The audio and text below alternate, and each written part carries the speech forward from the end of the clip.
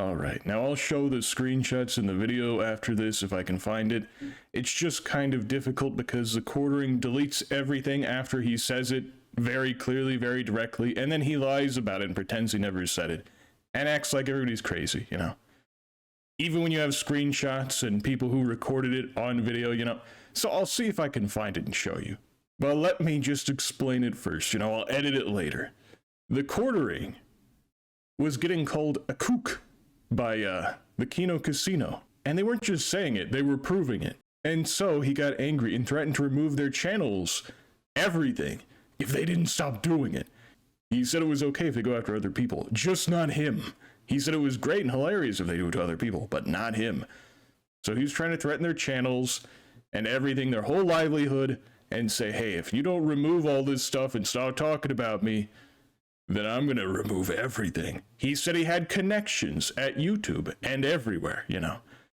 He said he would call his YouTube guy, who he, quote, said was not a Pajit, which is like a slur for Indian people or something. So I guess it means that he's really good at removing channels or something. I don't know. I'm not even sure what that has to do with anything. Anyway, he's sure he is an Indian. Okay. And he said he would have this guy remove their channel. And then he did. Okay, a couple days later, after they refused to comply with this shit, after he deleted everything and said he was just in a bad headspace and that he wouldn't do it, guys. He was just joking. He was just drunk. Immediately after he said all this bullshit, their channels got deleted. They didn't have any strikes, and they didn't get any, by the way. The editor's channel got removed without strikes. Andy's old channel that got unbanned a couple months ago got banned again without any strikes. They just got removed completely. There's no warning. There's no, oh, watch out, you just got a strike. You have to. It was just gone immediately because obviously he did call somebody at YouTube and they removed it. Which, before I get into all this, it just shows he was grifting so much the whole time because he used to say his channel was being attacked.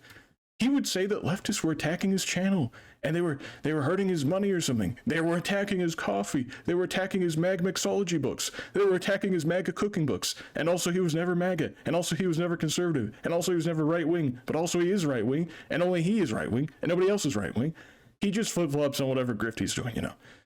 Anyway, this guy is full of shit because he obviously has been getting preferential treatment. If you can call a contact at YouTube and have a bunch of people's channels taken down for no reason without any strikes just because, then obviously you have connections at YouTube and you've been getting good treatment.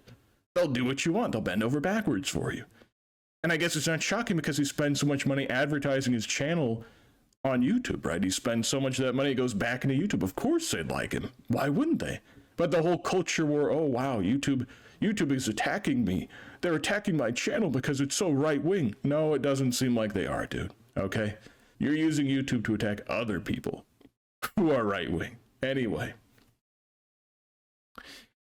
He tried saying they were harassing his family and his friends and blah, blah, blah, and sending threats to them and all this. They never sent anybody to do anything to him or his family. Okay, they've even told people not to do this. It's obviously ridiculous bullshit.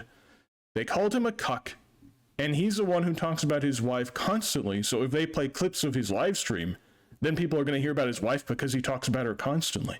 The only times they mention it is when they talk about how she has to, I'm not joking, she has to put together the furniture while he's sitting there opening Pokemon cards. I'm not joking. And they said, shouldn't you be doing that since you're a huge grown man and you're physically capable of doing it? That's it. I guess that's a horrible attacks made against his wife. And of course the guy they're talking about is his bull. He's literally posting publicly on Reddit and on Twitter about how he goes and has sex with other men's wives. That he's like a bull. And Jeremy's been friends with him for years and talks about him and this guy's wife coming over to his house. And he talks about wanting her big titties in the hot tub. I'm not joking. That's how he says it. So at the very least, he's obviously hanging out with swingers and bulls. And most likely he's probably a swinger, if not, you know, getting bulled, you know what I mean? The point is, once they exposed this, that's when he went after them. When they were just making fun of his shitty live streams, he didn't care that much, you know. But when they mentioned this, then he went crazy because obviously they're correct. Like, and he pretended he didn't know about this and said, wow, that guy's a degenerate, wow. And he wants nothing to do with him after this. You know, he was talking to Josh Moon. And then after that, he said he was going to meet up with him and they were going to play darts or something. So he's coming back over, they're going to hang out. Obviously, he's lying. It's all just bullshit. He's just lying constantly about everything. He's lying about getting attacked. He's lying about his friends and family being attacked by the Kino Casino. Obviously, it's bullshit. He's lying about them ban evading. Not only was their editor never banned, Andy Worski's channel got unbanned months ago, and I don't even think he's really doing anything with the channel. So there's nothing he could possibly be banned for, but you got him banned again anyway. And then he said he wanted to take them off of Kick, which is where they live stream. And then they have the editor edit the videos for YouTube to make sure there's nothing that would get them demonetized or banned. So they were complying completely with the terms of service, and this guy still wants them kicked off, and he still got them kicked off. And he tried saying, oh, it's just because they're too edgy and they weren't following the terms of service. No, they were following it. And you still got them kicked off, which goes to show you that the rules aren't really what matters. It's whether or not you have the connections. And he has like 2 million subs and he pays YouTube constantly. He has like 2 million subs and he pays YouTube constantly. So apparently he has a guy over there who likes his channel. I mean, he lies constantly about everything. If you're wondering why I'm even mentioning this, why it would matter that he's a swinger or something, it's because he says he's right-wing and he's like well, sometimes he says he's a conservative, other times he says he isn't, sometimes he says he's MAGA, sometimes he says he isn't. But he's right-wing, apparently. He says he is. And he's anti-woke, and he's anti-left-wing, and all this bullshit. And he even said that he became religious, that he's Christian. And he talks about how he goes to church. And Melanie Mack, his co-host, is also pretending that she's really just extremely, very religious, you know. All of a sudden, you know, the past couple of years, her next grift. So they pretend to be incredibly religious, very conservative, very right-wing, and all this time they're doing all this bullshit.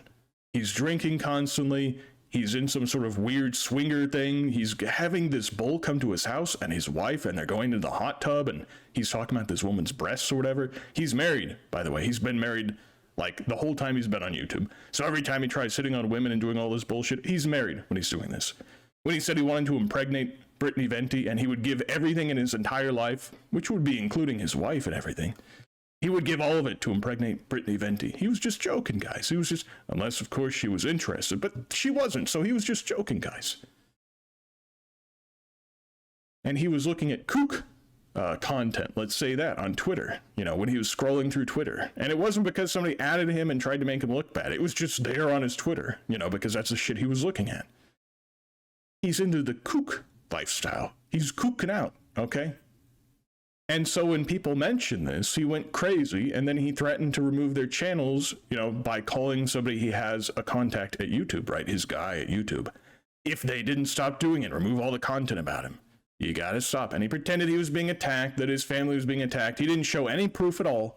Not even screenshots. He showed literally nothing. It wouldn't make sense anyway. Because I want you guys to understand, okay, let's say hypothetically that the Kino Casino, the Kino Casino, in their kingdom in Canada, okay, if somehow making fun of the quartering was getting crazy people to go after him, how would that be their fault, and how is that any different from anything the quartering does? He goes after people constantly, and their family, and their friends, and their family. That one Republican woman, or whatever, her husband was cross-dressing, and he went and mocked this guy for it. You know, he didn't go, oh, that's somebody's family, I can't say anything about that. No, he mocked him, and he said that this degeneracy has to be called out on the right, that the right-wingers have to call out this degeneracy and mock them. He even said you have to mock them for it, to make sure nobody else does anything that's kind of degenerate, that there's no degeneracy allowed on the right wing. You know, that's what he was saying. And then he's a degenerate. Huge, big-time degenerate. Big time. He's an alcoholic, he's a swinger or something, maybe a kook even. And now that the cat's out of the bag and everybody knows that he's getting too much attention on it, he doesn't like it. So then he wants to just delete the opposition. He wants to delete anybody talking about it. They don't actually believe any of this bullshit they're talking about. They don't fucking follow this. They don't have any morals. They don't have any standards. They just do whatever they think is beneficial to them at the time, wherever they think the wind is blowing. That's why he keeps changing it, whether or not he wants to support Trump or not. He doesn't know whether that's going to be financially, beneficial to him or harm his financial situation. So he doesn't know which one to go with while he's selling his MAGA books. They don't believe in anything they're doing. They're literally just doing this and saying this for money. They're trying to cultivate an audience who will support them financially.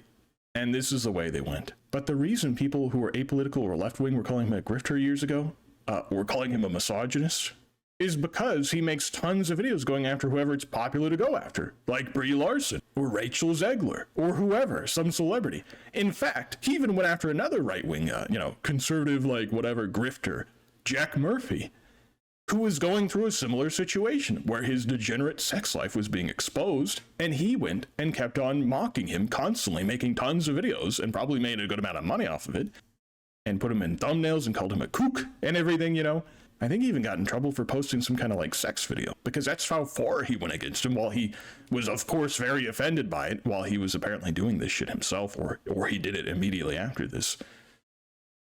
So this is not off the table for the quartering, okay? He literally went after someone for pretty much the same shit he's doing, that he's getting shit for right now. People are going after him for the same shit he went after Jack Murphy for doing, okay? Jack Murphy did this and he went after him. But also he went after Brie Larson for months, and he was on that dog pile, Tons of people made tons of content, and I remember commenting about how annoying it was. I don't like her, but it was obnoxious. Every time I go to the homepage, there would literally be like somebody analyzing her body language, like a woman who was like a body language expert analyzing Brie Larson to show how she's like a complete bitch or something. Like, what are we doing, guys? It was annoying, okay? And Rachel Zegler was the next one. I know she's annoying, but I mean, like, after the first 1,000 videos, it's kind of too much. That's why people thought he was a grifter or that he hated women or something, because, he would pile on to like Brie Larson or Rachel Zegler or some actress or whatever. Anyway, he goes after people constantly, and he'll go after their friends or their family, and he'll go after their personal lives. He'll go after their sex lives. He'll go after anything. And then he complains when he's getting a modicum of what he's been giving to everybody. And then he complains about this and tries to get people removed from YouTube, and does it successfully when he gets a modicum of what he was giving to everybody for the past several years on YouTube and making tons of money doing it. He pretends he's broke. He has to, he'll tell people he has to sell like his Nintendo something collection, like NES or whatever bullshit. And then tell you that he's a multimillionaire and he makes hundreds of thousands of dollars every year, and that he's filthy rich and his wife has a bunch of airplanes, and that he has like all this bullshit, to try to show people how great his channel's doing. But I'll also tell people his channel's under attack, and then the woke SJWs are attacking him and his like coffee business or something. And he'll ask people for like $10,000 to fly down to some conservative convention where they made him sit in a fucking cuck corner. I'm not even joking. I'm sorry, a kook corner. They made him sit in a kook corner. I don't want to have to censor this. I'm not joking, like by the doors and everything, like the fire escape. It was ridiculous. They fucking hate him. They made him pay for it too, by the way. Well, no, he made his audience pay for it. I'm sorry. Never mind.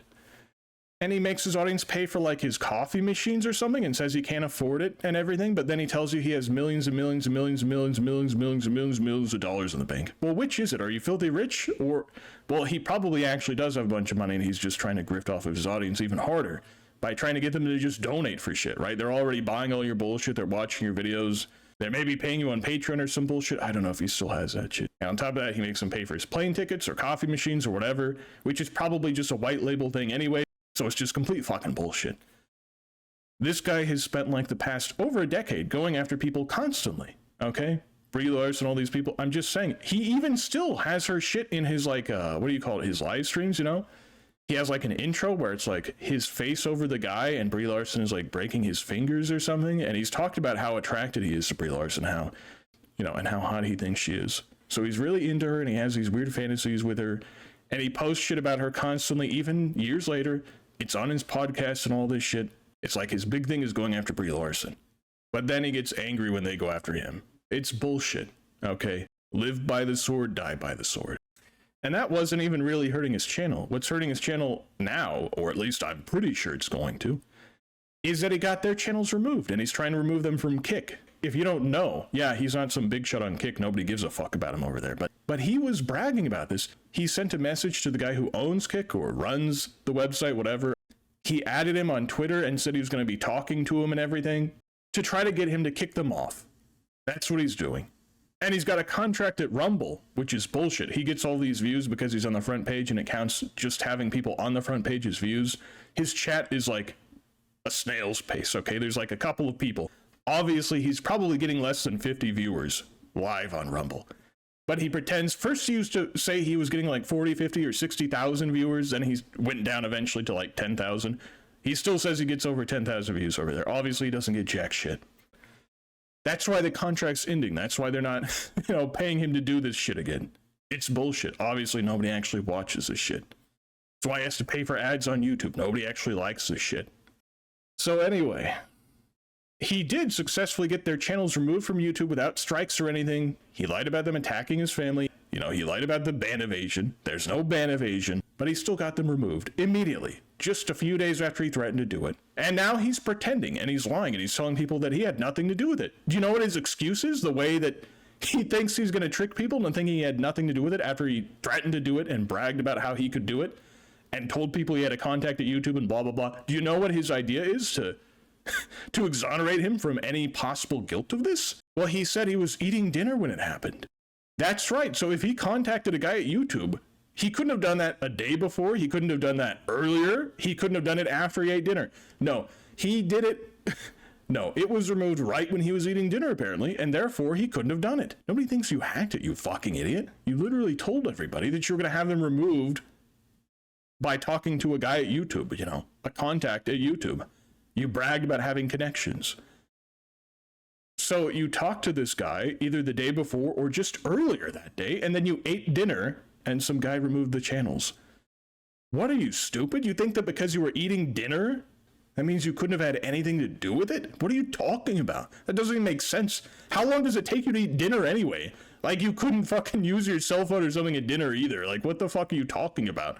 Guys, he couldn't have done it because he was eating dinner. When they found out their channels were removed, he was eating dinner. Guys, he couldn't have done it because when they made videos about their channels being removed, he was eating dinner. So he couldn't have called a guy at YouTube like he said he was going to do this, right? Or send him an email or something. Because, guys, he was eating dinner, which of course takes several years to finish. So he couldn't have had anything to do with this. And Melanie Mack, his employee, she's a grifter, by the way. Okay, she used to be like really left-wing. She was in the established like gaming, whatever you want to call it, media. Okay, she was with Jeff Keighley. Okay, and then that didn't work out. So she started doing YouTube. And she started eventually grifting as like a right-wing channel and like a free speech advocacy channel and, you know, an anti-censorship channel. And just, what was it, like a year or two ago? Maybe 2 or 3 years ago at this point? She was calling people homophobic for not liking LGBTQ characters or something, you know, for complaining about this stuff, you know, woke, whatever, blah, blah, blah. And she was talking about how she has tons of gay friends and blah, blah, blah, how she's so into it. And then just a few months later, she immediately turned and started calling people slurs, you know, let's say homophobic sort of slurs, and talking about how it's degenerate and how she wants it out. Because she obviously found out the audience she was cultivating, that the other shit she was saying wasn't flying and it wasn't making her enough money. And that if she says this shit, then she would get more followers and more money, more viewers. So she did it, especially on Twitter. She's known at this point for going around calling people slurs, but before that she was telling people not to say slurs. But before that she called you homophobic. Then she calls people, you know, before this she used to talk about how they shouldn't censor anything in video games and all of this bullshit. And then she wanted everything censored and said that, you know, Lara Croft's outfit was too revealing or something or whatever, you know, like. She just flipped completely and did the complete opposite. She started pretending she was really religious. Obviously this is bullshit. If you were that religious, you wouldn't want to have anything to do with the quartering, okay? And you probably wouldn't be going around calling people slurs constantly on social media. You wouldn't be covered in all these tattoos. You know, like, what are we doing? You wouldn't have a life-size statue of Lara Croft in short shorts or whatever, gooning to it. What are we doing here, okay? She's a grifter. She's working for a grifter. That's why, unlike Sydney Watson, who, you know, didn't want to have anything to do with him, she's still with him and she's defending him. Ethan Van Sciver's defending him. You know, all these grifters are defending him. But most people aren't. People don't like it when you try to use contacts at YouTube to try to have people's channels fucking removed, to try to have their YouTube channels removed, and to try to stop them from streaming even on other platforms like Kick, and to try to take away their ability to speak on the internet while you pretend to be about free speech. That was his thing. He pretended he was into free speech. Melanie Mack pretended she was into free speech, and that's why she has to be able to say all the slurs she wants to, guys, because she's so into freedom of speech. But if you call the quartering a kook, then it's too much. That's going too far. You can't say he's a kook, and you can't talk about his kook lifestyle and saying he's, you know, in a swinger lifestyle. That's going too far. That's going too far. But they're absolutists with freedom of speech. You know, they're so into freedom of speech, as long as it's about them not getting banned for saying slurs. Because they will. They'll say it all the time. But if you call him a kook, that's going too far, and you have to get your channels banned for no reason. because he was upset about it. And he'll call people at YouTube to have your channels removed. And then he'll try to get buddy with the guy at Kick and try to have your channel removed from Kick. So you can't live stream even, right?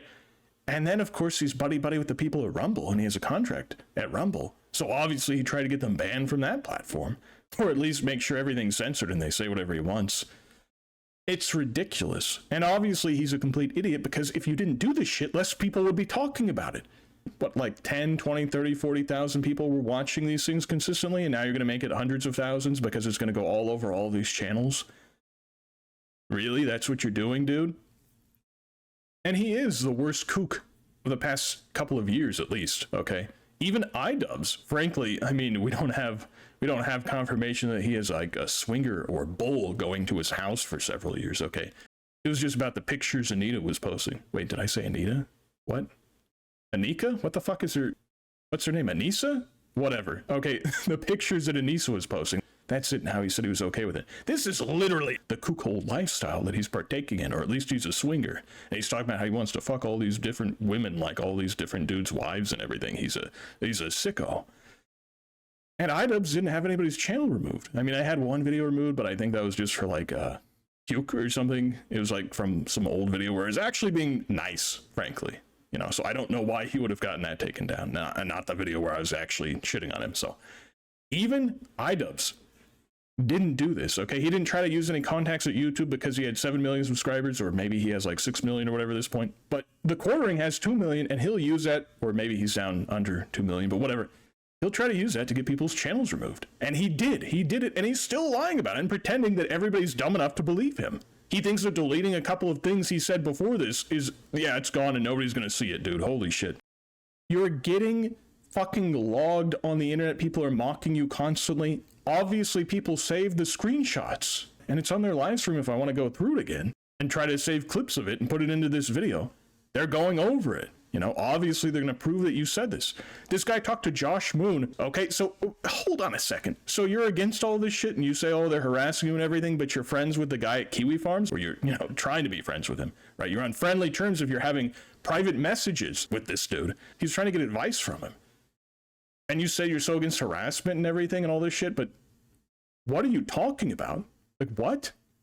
Kiwi Farms? Okay. And then Josh told him not to do this. The guy told him this was stupid. It was obviously going to be fucking way worse for him if he fucking tried to remove their channels. And he did it anyway. And he said he was going to do it. And he said he was going to use his, quote, again, non-Pajit contact at YouTube to have them removed from YouTube. And then he said he was going to go after them on Kick if he could. And he said he already fucking became friends with the guy at Kick. Right, he sent him a fucking friend request or whatever. He was bragging about this, he was talking about it. He said how he wanted to have them removed from everything.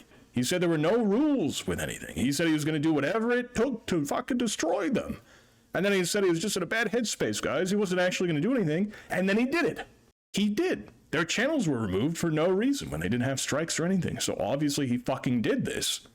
It's weird. Months, years they've been doing this shit and they didn't have this happen to them ever. But as soon as the quartering said he was going to have somebody at YouTube remove their channels, it happened a couple of days later.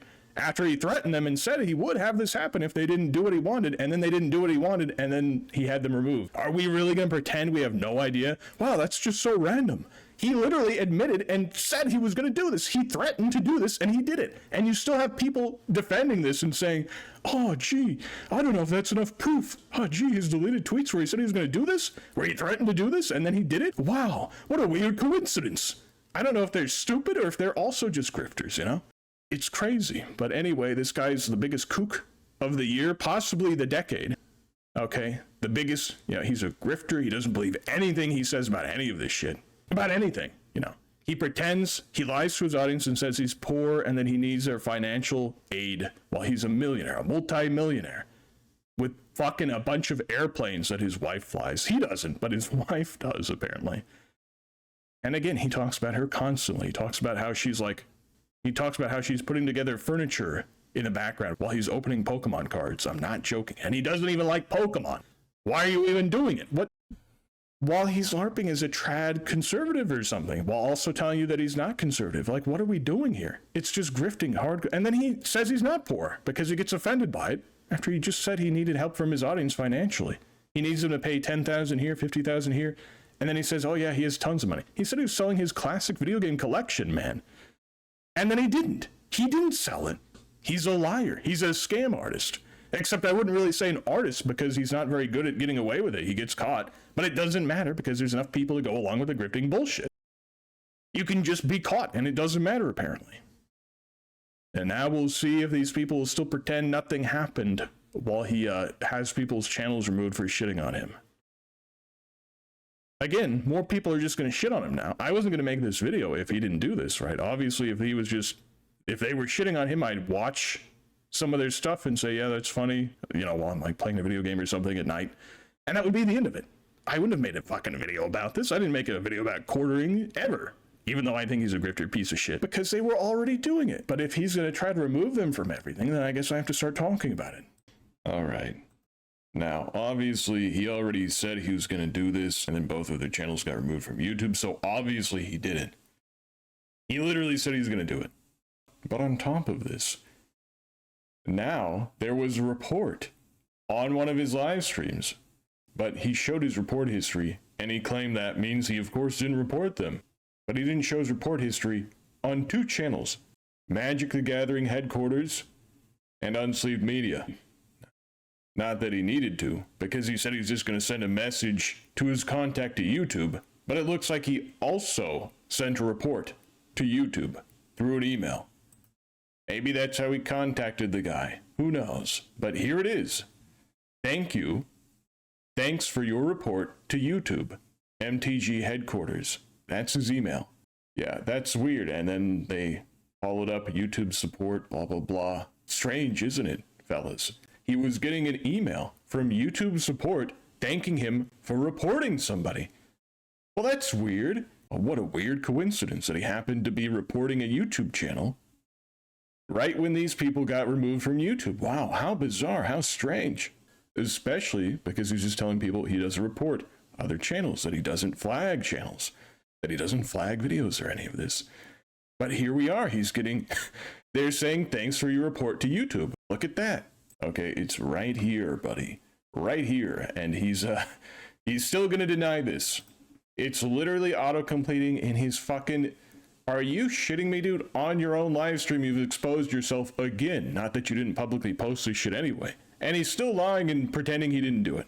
Because he doesn't want any backlash. He doesn't want any criticism for, you know, getting their channels removed for calling him a cuck. A cuckold. Okay.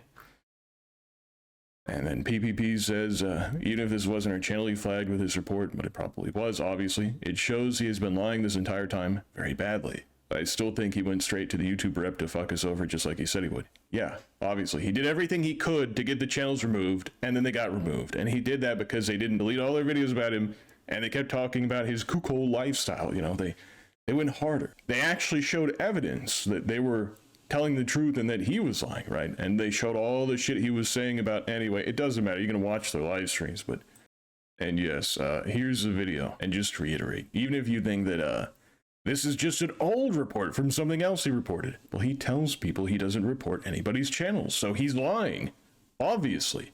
And weirdly, if he really did have a good reason to do it, a legitimate reason to do it, and it was from months ago or years ago, then why wouldn't he just show it? Why wouldn't he just show all of the channels and say, oh yeah, well this was for something really terrible. It wasn't for... Then he could at least show people that he didn't flag their channel, right? That he didn't report them, at least not directly on YouTube. But he didn't. He lied about it. He showed a couple of channels. He planned that as his excuse that he didn't do it because, well, look guys, look, here's my channels, except 2 of them. He's hoping people won't know about the Magic the Gathering one or Unsleeved Media. Obviously, people are wondering, why would you not show all of them? That's weird. Why is there a report thing in your email, even though you just told everybody that you don't report channels? It's so weird. Yeah.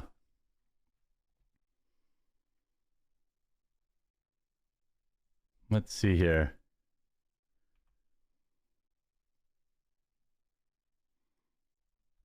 Oops, not that one. Yeah, oops, whoops. Is he going to do it again? Yeah, he shows it again. Yeah, he shows it again. Here it is. Magic the Gathering Headquarters. There it is. That's a screenshot. Let's see here. Was he trying to go here purposely to prove something? What?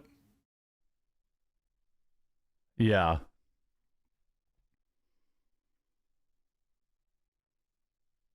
Let's see here.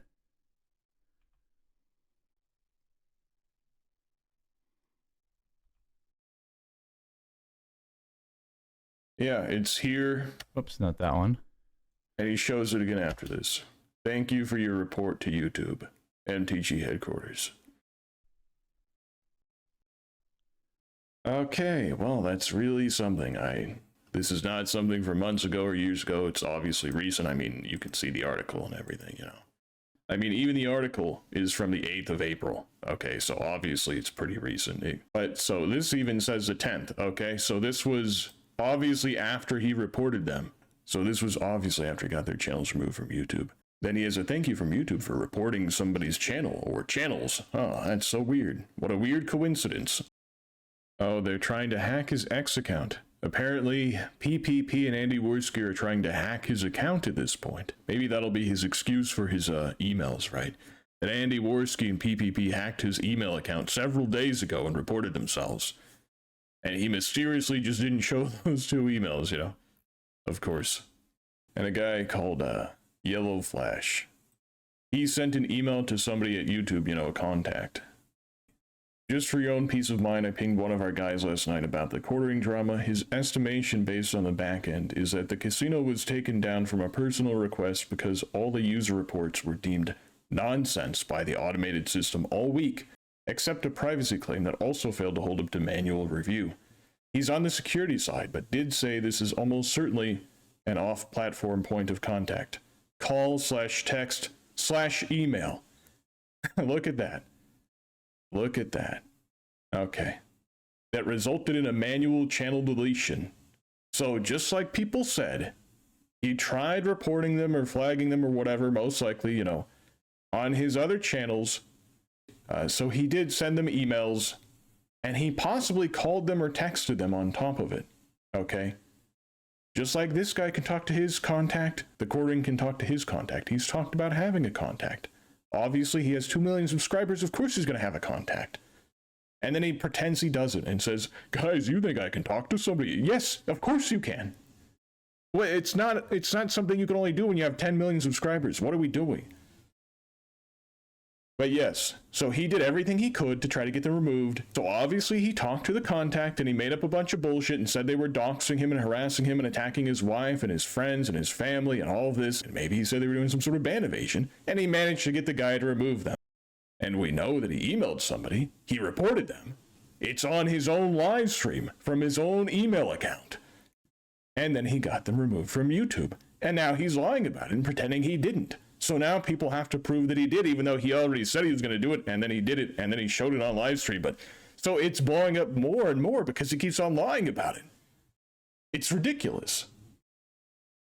And a handful of people somehow are believing it or going along with it, you know. These grifters who work with him, essentially, okay? They defend him.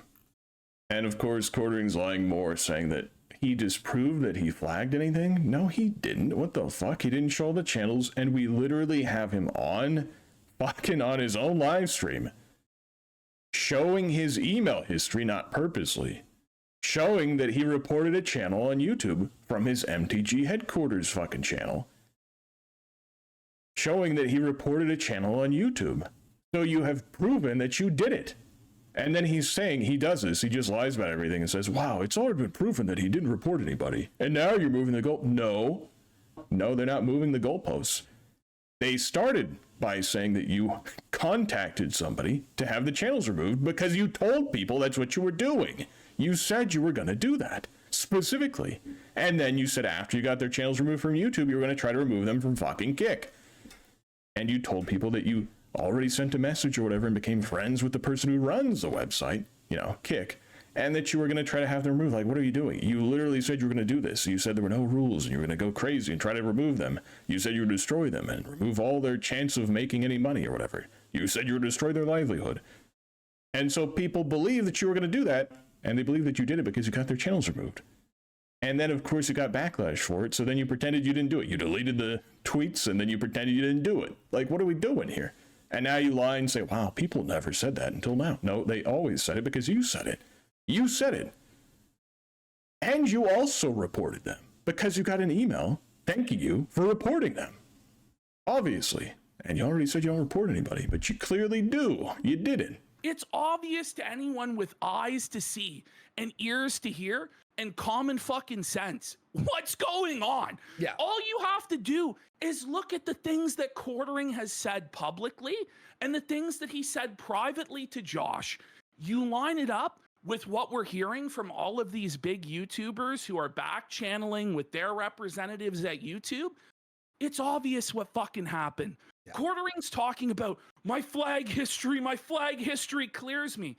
In his DMs with Josh Moon, he says he doesn't even have to flag. He says, I'm not going to flag. All I have to do is make one phone call. That's what he says. Mm-hmm. One phone call. And two channels down at the same time? 2 channels down within 5 minutes of each other with no strikes. What? Within 30 minutes of the closing hours of Google in California. And then on top of that, Quartering then makes an allusion to the casino.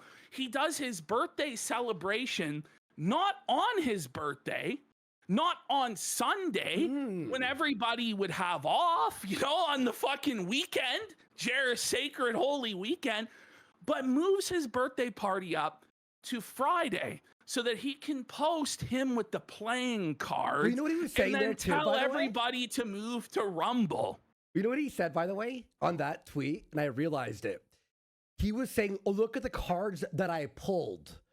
And the idea is we make fun of him for not pulling good cards. And the cards he pulled are playing cards from a casino. It's like rubbing it in our fucking face. We're not fucking stupid, Jeremy. He just believes that everybody is retarded as fuck and he can just flaunt this stuff openly and everyone will take his word for it. But nobody takes your fucking word for it. And he exposed himself to where every casual observer of this is going to believe that he fucking did it because it's obvious he fucking did it. Yeah. Where he opens his search history and we see an email from YouTube saying, thanks for your report. Yeah. Now, Jeremy, come on. You're a flag-it. You're a flag-it. Ash, it may not have been our channel. It may have been one of the other many channels that are being affected. Alyssa Clips is being affected now. That email was definitely from, remember, the cathedral went down. That video went down. That was either the cathedral or the one on the Clip channel, and then that didn't work, so he called. What's amazing, right, is he now won't show the flag history for that channel. He shows all the other ones. Look, guys, look how innocent I am. I've shown 5 different report histories, but then when it comes to that channel, suddenly he won't show his report history. And we know that that channel has reported back in the day because that's the channel that he showed during the Boulder stream when he flagged down a competitor Magic the Gathering video. We're also going to go back in time to when he flagged down 8 Thoughts. This has been going on for a long time, and it's almost scary. It's almost scary, the parallels between the two. The moment that this guy started calling Jeremy a cuckold and a beta male, then suddenly Jeremy had to come in and flag it all down and act like a bitch and cry. He threatened the guy with legal attacks and lawfare and all this fucking bullshit. It's almost an exact one-to-one parallel with what's happened with us. Literally. It's really fucking crazy. And I think there's something important that we have to say, because he's using his wife as a meat shield that we're harassing his wife. Yeah. Here's the thing, because I was watching some other normie people on YouTube, and one dude, Rev, some of the normies who don't know the situation fully were like, but if they were harassing his wife, they should be struck down. Here's what I want to say, in clear as day. We beg him to not talk about his wife. We never attack his wife. We always make fun of him. But he's using his wife as a meat shield. So what? Yes. He's invincible from criticism, from any As type long of as like. he just constantly wife, keeps my wife, my invoking wife." his wife every other word, We don't hate constantly her at all. telling stories about his wife. I mean, he's yelling out her full legal name on his stream today. After all this talk of, I can't even post pictures of my wife on the internet anymore. Yeah. And my life is a living terror. And people are showing up to my house in red F-150s that I conveniently don't have any evidence of, even though I'm a multimillionaire who should be able to afford a fucking Ring doorbell camera. But apparently not. Yeah. And here's the thing, too. We have a clip that just demolishes Jer's case on all of this, Yes. where Jer was going after somebody else's wife and saying that you can't use your wife as a shield. You can't say that he's harassing this guy's wife. You can't do that. And it's just And he went after devastating to Jarbo his case. and his wife. He went after Jarbo and his wife and his family, calling Jarbo a cuckold and saying that he was raising his wife's children that weren't his, when it turns out that that's actually factually untrue. So he was spreading misinformation about another man's kids and about another man's wife. But he now wants complete immunity to have a known sex swinger bull criminal come over to his house over the span of 10 years, and nobody's allowed to point and say, maybe this guy's a fucking cock. Yes. You know, by the way, Rumble isn't putting him on the homepage today for whatever As of reason. 6 a.m. actually, his videos were He's removed. being removed. By the way, yeah, he's being removed from all of the premium sections, all of the promoted sections, the shorts, God. everything like that. They took his face off of all of the advertisements and shit like know this. that. No way. Yes. I wonder what's happening there, Jared. Now today, after he got treated so badly, where they were actually playing like right side news in his time slot. Stop. A replay of a JD Vance speech from weeks ago. Like a weeks old JD Vance speech. He's like, this is strange. I don't know why they're playing this in my time slot. I'm supposed to be on the main thing. Yeah. No way. He's Oh like, my I God, don't yes, understand. God. He's like, this must be new. And then he's like, no, this isn't new. This is I don't understand why they're preempting me for this. It's like, I don't know, buddy. You reap what you fucking sow. Oh. Listen, I think he told us the truth at the beginning, which is that his contract is up in June. So Rumble's seeing the massive shitstorm of negative publicity that's come from this, where one of their flagship creators for the free speech platform. Flagship, get it? No doubt. No doubt he's the flagship creator there. For sure. For sure, buddy. Is out there mustering up deplatforming campaigns and saying that he can withstand any sort of backlash or criticism from it because he has a multi-million-dollar deal with Rumble. That's starting to worry the people at Rumble. They're like, we don't want this bad publicity. We're already done with this guy in a couple months. Let's just start sunsetting his fucking promotion. Unless he forces by the letter of what his contract is, what he's entitled to, let's just let this guy go by the fucking wayside. And I think that that's what's starting to fucking happen. So respect to Jeremy Rumble is for also fucking stepping up. exposing them to potential liability. Oh yeah, lawsuits and shit. Well, he's going around deplatforming people and threatening to deplatform people while acting as an agent of Rumble, and then encouraging other people after they get deplatformed to then go to Rumble. It doesn't look good. No, it's very bad, actually. It doesn't look good for Rumble. They could be exposed to potential liability as a result of Mr. Hambly's actions. So possible. They're starting to distance themselves from Mr. Hambly. I have no idea what this guy was actually thinking. He was just so butthurt and so emotional so in his feelings, as he admits, acting like a woman coded, you know. But it's an insult to fucking women. Because I'll tell you this, there are a lot of women out there that have more fucking sack than Hambly, including, I hate to say it, but Anissa Jama. We never got flagged down by fucking Anissa and iDubbbz, but we're dealing with these problems from Jeremy Hambly. And I guarantee you, they had YouTube representation that could have done the exact same thing. But somehow, as brain damaged and cuckolded as those two motherfuckers are, they weren't stupid enough to do what Jeremy fucking Hambly did. They know what will happen. This is the golden rule. Creators don't fuck with each other in that type of way. But you attack back. Jeremy also laid out the explicit purpose for it, which was to hurt us financially. Yeah. He's admitted that this was a malicious action designed to cost us $10,000 a month. And again, I just want to point out, it wasn't our $10,000 a month because it wasn't our channel and we weren't getting the money from it. It was our editor Flaked, who has a newborn fucking baby at home and a wife to fucking take care of, who had his 6-figure a year income taken away.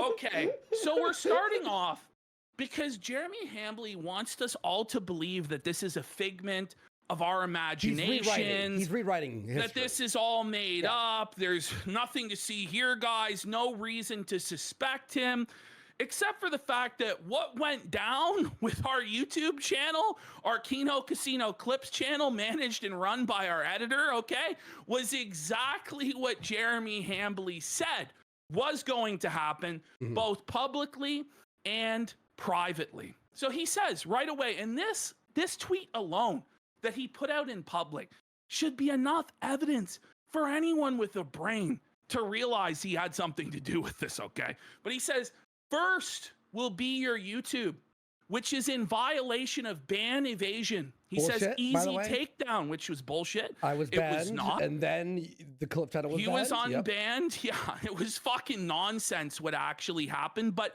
it went down for the exact reason he said it would go down. Then he says he literally begged us to be reasonable and he tried everything. Well, the only thing he didn't try was not being a bitch or a cuck. He says, you chose this. All I wanted was to let you guys dunk on me, with what his own words were. Yeah. So he says, unofficial truce. These are in DMs to Josh Moon that he wanted communicated to us. They delete the videos attacking our marriage, and I never mention them again. The more they do it, the more I want to flex my connections to bury them. So note the phrasing there. Not that I'm going to flag them, but that I'm going to flex my connections to bury them. He says it's a one-time offer. They can meme on anyone else other than him. Okay. He's the king, guys. My wife. Then notice what he says down at the bottom. This is how malicious this is. This is an attempt to hurt our livelihood. He says, if they get rid of the videos claiming I let the bull fuck my wife, they continue to make 10K a month on YouTube and I move on. But if they continue, I have no choice but to react. Well, we told him to fucking pound sand, okay? But that's him there basically saying that the whole reason for this is to cost us $10,000 a month. Then there's more here. And these are he says he can burn it all down. He has 5 years guaranteed salary at Rumble, which misspelled because he was drunk out of his mind. So here he is relying on a platform that's pro freedom of speech, that doesn't want anyone censored, and saying with their bankroll, he's impervious to all criticism, all dissent, all mockery. He will be able to go scorched earth and destroy our livelihood, our ability to speak in our platforms, thanks to the backing from a free speech platform. Not really sure if Rumble agrees with that or wants their representatives on the masthead that they advertise to act in such a fashion. But that's especially when the whole internet's talking about it. That's how he's acting. Okay. So now this is where I think he really fucked up. Okay. So he says here, I haven't done any flagging. Notice that. I haven't done any flagging. but their channel is a walking TOS violation. I know they are ban evading. It would have been way easier to have their channel removed. I haven't done that. Notice that, right? It's not a flag. He's saying it's easier than flagging for him. And we had no strike, by the way. Remember that? So then here's where he really screws himself. Go to the next set of messages. Okay. Josh, can we agree I can take their kick in YouTube, right? If I actually wanted to, they would be deplatformed in a week. He says he doesn't want that. And then listen here. This is where he screws himself. He says, I have a non-Pajit YouTube rep. You know that, right? One phone call, gone. So it's not a matter of flagging. He didn't flag it. He didn't. He made a phone call to his YouTube representative, to his connection at YouTube, and that's how this was taken down. Well, man, and the manner in which, yes. He did flag anyway. That's why the email said he flagged somebody. Somebody. I don't know if it was us. But it could have been somebody else throughout the years. But Cathedral, right? No, because that's a new email. What shows on your browser history is the most recent email, meaning, and we were flagged, I think, on Tuesday or something. These were leaked on Wednesday. He did flag, but he's like, I don't have to just flag. I can call my YouTube rep. He tried fucking us over. It didn't work. The videos were reinstated. The smoking gun is right here for anyone with eyes to see and ears to hear. He made a phone call to a connection at YouTube, which he now claims that he has no connections at YouTube. The person he knows at the company is gone. But was he lying then, or is he lying now? This guy lies like he breathes. No. He has no credibility in any of this. And he's cooked, and everyone knows it. He messaged the manager from a certain channel. He has 5 monetized channels, meaning there is 5 opportunities to have 5 separate managers. But no matter how many report histories he shows, which by the way, he won't show the report history that clearly does have a flag in it. But no matter how many he shows, it doesn't disprove anything, because the threat was to make a phone call. The threat was to make a phone call to a YouTube rep. And the truth of the matter is, it's obvious he did this. But even if he was innocent and he didn't do this, of which there's basically no chance, it 100% looks like he did, and no one will ever believe him, because exactly the things that he promised would come to pass came to pass in the exact way that he said they would come to pass. And then he bragged about it. Enough of this argument of whether he did it or didn't do it. He's obviously responsible for it. So then he put this out. And this just removes any shadow of a doubt. This is 5 minutes after our channel went down. 2 channels went down. 30 minutes before the close of the Google offices, all coordinated. And you have to ask, his birthday's on Sunday. Why is the party on Friday? Because he knew that he would be scheduling the takedown of our channels right at this time. And he wanted to coordinate this post as well. That's what this is. Well, obviously. Also, there's one thing, too, that we forgot. By the way, he says Mr. the Quartering. He's gay. He's gay. He's a homo. He's married to a man. Whoa, buddy. He's drunk. Also, he claimed he wasn't at home when these reports hit. But then post this. But it looks like he's at home. No, by the way, he's not at dinner. So the previous night, he was playing A Crimson Desert. We watched that. We laughed at it. Do you remember during the rant about me, what he said exactly? He's like, I guarantee you, they're going to lose their channel. You'll see. They're going to lose it the day before. And then he said this, I'm going to be very happy tomorrow. Yeah. He had, when you have a meeting with your manager, you schedule it. It was all planned out. Yes. It was all planned out. Yes. It was all coordinated from the very beginning. You all remember that, right? And big YouTubers behind the scenes and in public are corroborating all of this. And that's why Jeremy Hambley is panicking, putting his head in the sand, pretending that none of this is happening, but it is happening. And there's a reason Hannah Claire is not showing up to work. So Yellow Flash comes out and just exposes the whole operation. By the way, there are big YouTubers, multi-million subscriber YouTube channels behind the scenes that have come to us and said the exact same thing. Yeah. But while this process is ongoing, we don't want to fuck up the process. But trust us, we know what the fuck's going on, and Yellow Flash has come out. And so he says, talked with someone I know that also has some connections with YouTube and is trying to help. This is what he had to say. Just for your own peace of mind, I pinged one of our guys last night about the quartering drama. His estimation based on the back end is that the casino was taken down from a personal request, you see, exactly like Hambly said it would go down in the DMs with Josh, because all the user reports were deemed nonsense by the automated system all week, except a privacy claim that also failed to hold up to manual review. And that was the privacy claim on our video about the bull exposing his criminal history that we won in manual review. So he's on the security side, but did say this is almost certainly an off-platform point of contact, call, text, email.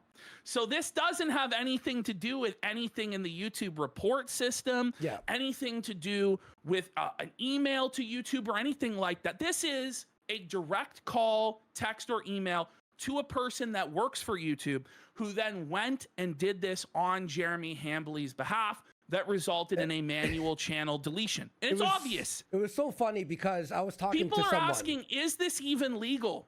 And the answer is no. No. The reality is we actually have a case against Jeremy Hambly. Yeah, we do. If we really wanted to pursue it, we do 100% have a case against Jeremy Hambly. That's the last resort. We don't want to have to engage in the legal system because it's gay as fuck. It's expensive as fuck. It's headaches for everyone involved. And in the end, the only people who truly win are the fucking lawyers, right? Like, we know that. We're not fucking stupid. But at the same time, we're not going to let this guy take advantage of us, take advantage of our employee, and fuck us over in this way. It opens the door also for other creators to go, wait, you could just do that? And then start flagging everyone. And no, we have to stop this now. There has to be some level of accountability by Jeremy Hambly. Yes. There has to be some sort of a consequence for him at some point, because the culture that he's establishing is poisonous. It's an anathema to freedom of speech and expression on the internet. So Quartering, rather than just let this go, decided to start battling with Yellow Flash about it. Making a fool of himself. Let's continue. Yeah, and by the way, if you need any copies of our shows, right? Because there was one guy, June the King, he publicly asked, fuck, I need that last stream they did. Thankfully, Alyssa posted it. But if anyone here is making videos on it or whatever the fuck, our Gumroad is free right now. You could download the episodes, all of them. So if you need anything, it's right there, okay? Just so you all know. All right, there we go. So there it is. Yeah, in, that's the blown up that's text, the blown what up we've text, already read. So Camelot comes out, starts reporting on this. So Jeremy reached out to someone at YouTube requesting they delete the channel. It's a level 70 oof. Ooh. No doubt. No doubt. Camel Cast. Yo, shout outs, bro. So Jeremy starts going, again, please stop stating as fact I had anything to do with it. Is this guy for real? Like, buddy, come on! You took down the Warski channel and the Clip channel within 5 minutes and bragged about it. He then admits, yes, in a weak moment, I did threaten to report them. No, you didn't threaten to report us. You threatened to make a phone call and have us disappeared in an instant. And that's what happened. He goes, but as you can see, I never did. Yeah, I'm sure, buddy. I'm sure. And Yellow Flash calls it out. I was in a bad headspace, guys. Just like Jarbo, you were on that stream and learned nothing. And it's very easy to condemn Matt Jarbo and condemn flagging and say you're against it and you're for freedom of speech until people say things that you don't like, until you're the target, until you're getting made fun of, you're getting criticized and you're getting mocked. And that's when your true principles are put to the test and the quartering has been measured as lacking.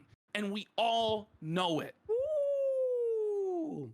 So Quartering then starts doing this whole bullshit, obviously fake routine. If Kino Casino was wrongfully banned for ban evasion, Well, in his mind, he doesn't think it's a wrongful ban because he's the one who initiated it. These are the weasel word, pedantic lawyer games that this sniveling snake plays. If Kino Casino was wrongfully banned for ban evasion, I 100% think they should be restored. Well, Jeremy, make the call to have us restored. Make the call to your point of contact. Ultimately, you could have ended this whole thing a long fucking time ago, but here we are, right? It's gonna get worse, bud. If it's a mistake, YouTube should fix it. He says he's already proven beyond all doubt he didn't do it. Fuck you. Bullshit. Fuck you. We just walked everybody through why it was you, because it's not about flagging, buddy. You made the call just like you said you would make the call, and Flash says, LOL, nobody believes you, liar. You have high up connections at YouTube. You don't even need to flag them. You can just pick up the phone and call. And we know that that's true because Quartering told us all that it was true. When it was convenient for him to intimidate and extort us and our livelihood into submission by saying he could have us flagged at a whim, he could make the call. Now that he's already done it, now he has no connections at YouTube. He has no power whatsoever. Bullshit, Nobody buddy. believes Nobody believes you at all. So here comes Quartering. We've moved from, well, he disproved he flagged anything, to now anonymous DMs from someone with connections. What? No, we have the DMs from you to Josh Moon, where you told us that you were going to flex your connections and that you could make one phone call and our channel would disappear. He claims it's fan fiction. I guess I have to release all my phone records now. Yes, you do. And it still won't be enough. It won't be enough. Jeremy, do you understand that to everybody who's reasonable, you look completely guilty because you are fucking completely guilty? By the way, this isn't like it happened a year ago and now we're trying to dig everything. It happened 2 days ago. Most of us had no idea that there was an ability to contact a person at YouTube to have them take it down. That's why initially we said that he flagged. Yeah. But had we looked closer at the DMs to Josh Moon, the truth was in our faces the entire time. He told us exactly how he was going to do it, exactly how it was going to go down, and it went down exactly as he said it would. You know what's funny, Ash? My Warski channel, when it was banned 3 years ago or 4 years ago, it was Francesca Ramsey who bragged about it by calling her YouTube manager. And there's a tweet. She used a point of contact. And that's why when I appealed it, they were like, wait, there's something wrong here. What the fuck? And they unbanned it immediately within a day. Full-blown SJW tactics. This is the social justice warrior playbook. Funny, eh? It's the exact same playbook that people like Francesca Ramsey used for years to deplatform conservative voices, except this time it's being done by a supposed free speech champion, right-wing warrior, to another right-leaning conservative outlet that is criticizing him, and he doesn't like it, and he wants it to stop. He's desperate for it to stop. He's willing to do anything to stop us from criticizing him, and you have to wonder why. And you have to wonder why it happened exactly when we started talking about his bull Adam Sellers, and why all of the clips that are going down, all of the ones that are being flagged down, the timestamp involved is the timestamp talking about the bull Adam Sellers. You get the most flack when you're right over the target. I firmly believe that he is a cuckold, that there's some dirty, shady shit going on between him and Adam Sellers. And if there wasn't, after it was revealed, the lifestyle that this guy engages in, the criminal record that he has, that's a matter of public record, by the way. We are reporting on the public record, just so we make it clear, right? Yeah. If that was the case, why did Jeremy Hambley invite this guy to his house for darts again this week? Why? Because he's a participant in the lifestyle, because he doesn't have a problem with it, because he is engaging in it. And that's speculation, but it's speculation based on a lot of circumstantial evidence that we've covered many, many times before. What does darts have? What does a dartboard have? A bullseye, Oh, buddy. So here quartering goes after Prime Jer. He decides to make an ass out of himself, show his ass to everybody again, and start fighting with other people because he can't handle the fact that people that he was associated with in the past are criticizing him. So this MAGA crack Mike says they claimed he got their account taken down and have given zero evidence of that action. Well, Jeremy Prime just comes in with the common sense reality that it doesn't matter. When you have 2 million subscribers and a massive contract with another platform, and you're always bragging about how you're a free speech champion, and then you go out, you cannot, under any circumstances, threaten to flag other channels that are being mean to you, especially when he's in the same business I'm in, where we criticize people all day, every day. This is the internet. Very, very common sense take. You know what's funny too? If this were anyone, if this were like a family channel or a Mr. Morrow, people would have sympathy for these people and go like, they are being mean. They're nice people who are. This is a guy who's made his living, and we'll see it here in a bit, calling people cocks, accusing other men's of wives fucking other people. Well, he's also accused other people. Larson. He's also accused Brie Larson of flagging him without any evidence. Oh, yeah, exactly. When we actually have a lot of evidence that it was him, and he really had no evidence that it was Brie Larson flagging him. But let's continue. We'll get there eventually. Yeah, we'll get there. There's a lot, guys. And it really comes down to he can dish it out, but he can't fucking take it. So quartering goes, so the real reason Jeremy here is mad is because money? No. It's so disingenuous. It's because you're deplatforming people, dude. He goes, this guy uncritically reposted some of the most vile shit about me. Openly supports those harassing me. No, he doesn't. He doesn't openly support harassment. He does. Pretty chill. Nobody openly supports harassment. No. If what we're doing to you can be considered harassment, then what you've done to Jack Murphy is harassment. What you've done to Brie Larson is harassment. What you've done to 8 Thoughts is harassment. You know that those weren't harassment. And you know that ours isn't harassment either. We are critical of a public figure with 2 million subscribers who is no weeping willow. He's no wilting daisy. He is a combative, contentious prick who makes his livelihood going against other people, but when somebody goes against him, he cries harassment and reports them down. Also, anyway, Jer, you flagged our clip channel before you made the phone call. We lost that video about the bull, right? Then we fought it, and it was appealed, and it won. So then you made the phone call. So if we were breaking the rules and it was harassment against TOS, the human reviewer would have struck us. But he couldn't go through the manual review system. He couldn't go through the actual TOS because we weren't in violation of the TOS. So he had to go up to a high-level employee or contact at YouTube that made the call at the exact time that would be most beneficial to them, because we wouldn't be able to get to our YouTube contact until Monday.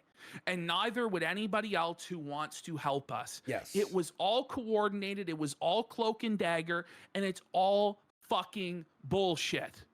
There we go. And good Jeremy Prime, Good Jer, says the issue is that you publicly threatened to take someone else's channel down. Then you privately threatened to do it, and then it actually happened a few days later. Instead of taking direct responsibility for your own actions and behavior, you continue to blame the internet.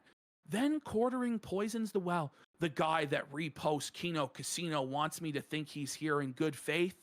Jeremy, you're a clown, man. You can see above that I did not flag them, and yet here you are saying apologize for what exactly? It's then why say this? Then why say this first sentence, Jer?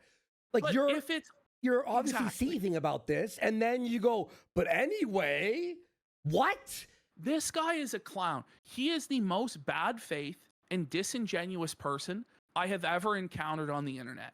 And he's crying about good faith. By the way, if everything we do is trolling and in bad faith, why are you so fucking butthurt about it? Because you could always just say to anybody who brings, they're trolls, they're in bad faith. But it turns out that we weren't, because it turns out that Adam Sellers, the Jew Bull, was real. And he's engaged in that lifestyle, and he's been your friend for 10 years over at your house nearly every weekend, and it's all on tape. All of the times that you invited him over, all of the times that you invited his wife over to get in your hot tub with her big tits, as you said. It's all things that came out of your own mouth. Not slander. And you refuse to take any accountability for it, and it's unacceptable, buddy. The association with us, with the drama and the stuff that we do, doesn't help him. It actually might hurt him in the eyes of his normie viewers. But he enjoys this program, and he wants to stand up for what's right, Jeremy. Do you get that? This isn't about money. This is the thing, is this guy, Jeremy Hambley, is very low IQ. Let's just be honest. He has not been able to complete a book in his entire life. He's admitted that. He's admitted that. Not even outsiders?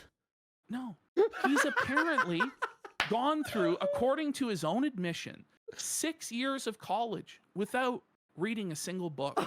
In my opinion, if you can get a master's degree from some bumfuck Midwestern community fucking college like he did without reading a single fucking book, it's not worth the paper it's fucking written on. This guy has no theory of mind. He has no ability to understand that what motivates other people may be different than what motivates him. So because he's only motivated by clicks, views, and money, he assumes that it must be the same for everybody. But it's not. Some people want to do the right thing. And that blows his mind because he's an evil piece of shit. LFG. And final point on that matter of his stupidity. He has been talking about the Iran war every day for months, but could not find the country of Iran on a map. I found it. Me. Andy found it. Jer was in Australia and South America. I found it. It was insane. It was insane. You were like, I was like, what country you're looking for? He's like, Iran. And you're like, what the fuck? You were like shocked, by the way, that I found it. I was shocked I found it too, to be honest. So here we have other people coming out. The quartering has successfully burned every positive bridge he's had for Yes Men, aligning himself with those who don't care about him, but what he can give them. He was exposed for being everything he was against. He never stood for anything.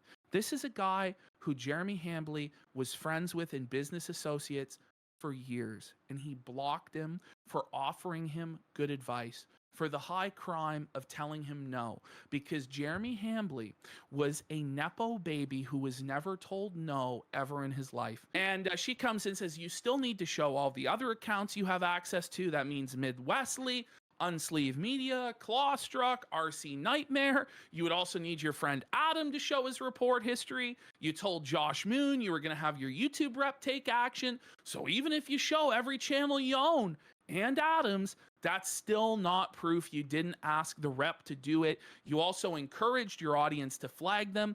There is nothing you can do at this point that will convince anyone you had no involvement. The best thing you can do is admit that you did it, that you asked your rep to do it, or at least cop to winking at your audience to do it for you. So Quartering Sen says, I don't need to show you shit. You're reacting exactly how I said. And then Aiden just goes, then why did you bother posting these at all? And that's the thing. If Quartering had just flat out denied it and then didn't do all of this bullshit and fighting with everybody, he would have been better off. But instead, he was desperate because he was guilty. So he's like, I got to prove my innocence. I got to prove my innocence. He got so defensive, and he continues to be defensive. And the reason why is because he's fucking guilty. And we all know he's guilty. It's crazy. Oh, my God. Someone, by the way, we're going to watch a few of the shorts later. But did you know he has a TikTok where he actually reacts to the video on the top corner like this? No. I swear to God. Well, so this guy, by the way, today claims that he does 6 hours of recording a day. So when he said it was 22 or 23 videos a day, it might have been even more than that. Because he says he records raw for 6 hours a day. Bullshit. 4 hours of pre-records and 2 hours of live. And that's his excuse for why he's low energy. Oh my God. We're gonna I'll get cringe alert! Cringe alert! By the way, he complains about people on X freebooting and stealing content, but his short form content is straight up just theft. Let's see what kind of amazing content he's putting out, you know. Hey folks, well, the left is about to lose their minds over Sabrina Carpenter at Coachella.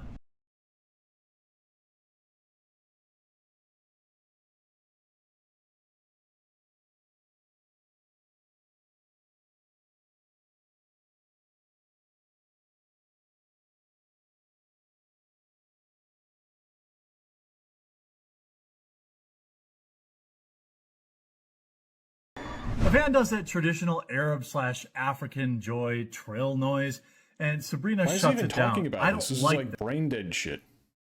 The fuck is this guy even doing? Is he that desperate for a couple bucks on fucking... Do you even get paid on this website? I guess, or else he wouldn't be doing it. this. That's strange. Are you... He has 4 likes on the fucking video. What's even the point?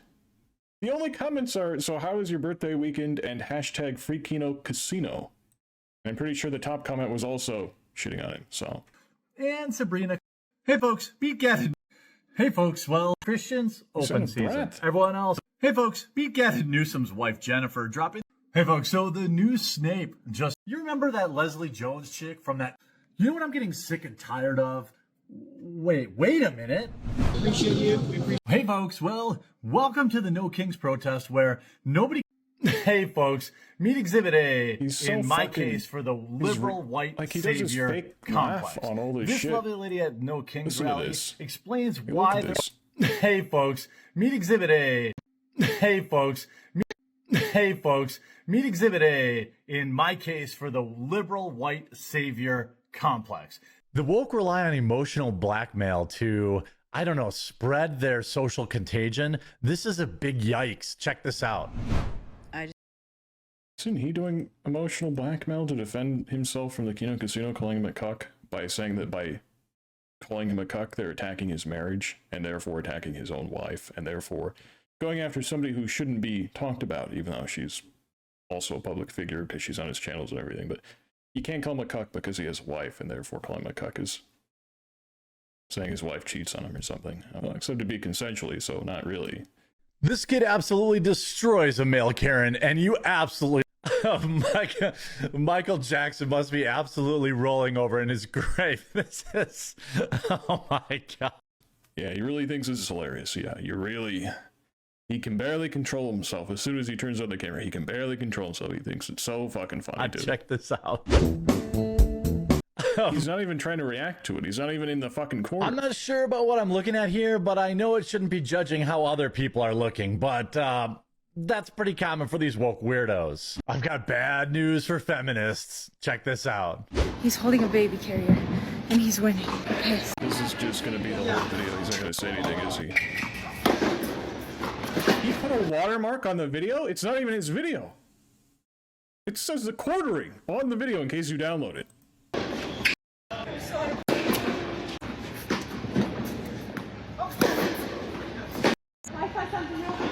And then he tells people to subscribe, and also it's just made for YouTube.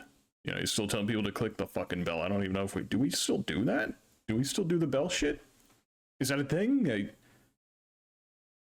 He literally just is uploading the whole video and then saying it's his and putting a watermark on it and telling people to subscribe. He is just taking content. Trans rage is a very, very, very, very dangerous thing, and we keep seeing it put in public, and everyone just keeps ignoring it. This person is completely unhinged. Get the f out of my face now! Ooh, that was very rude of you. Get the out of my face! Okay, yeah, we'll do that. Just keep going on. Boy, I wonder why this woman's single. It truly is a mystery. This woman has a set of rules for all the men in her life. Yikes. This dude just pulled off the best video of his life, maybe the best video in the history of the internet. Check it out. Like, this could be any video. He could put this introduction at the beginning of any video. All he's doing is taking videos from TikTok, Twitter, or YouTube, you know, short videos, and then just doing an intro and pretending that it's his so he can monetize and get some followers. And you can't even download his video and cut him out from the beginning because he watermarked it, even though it's not his video. Off the best video of his life, maybe the best video in the history of the internet. Check it out.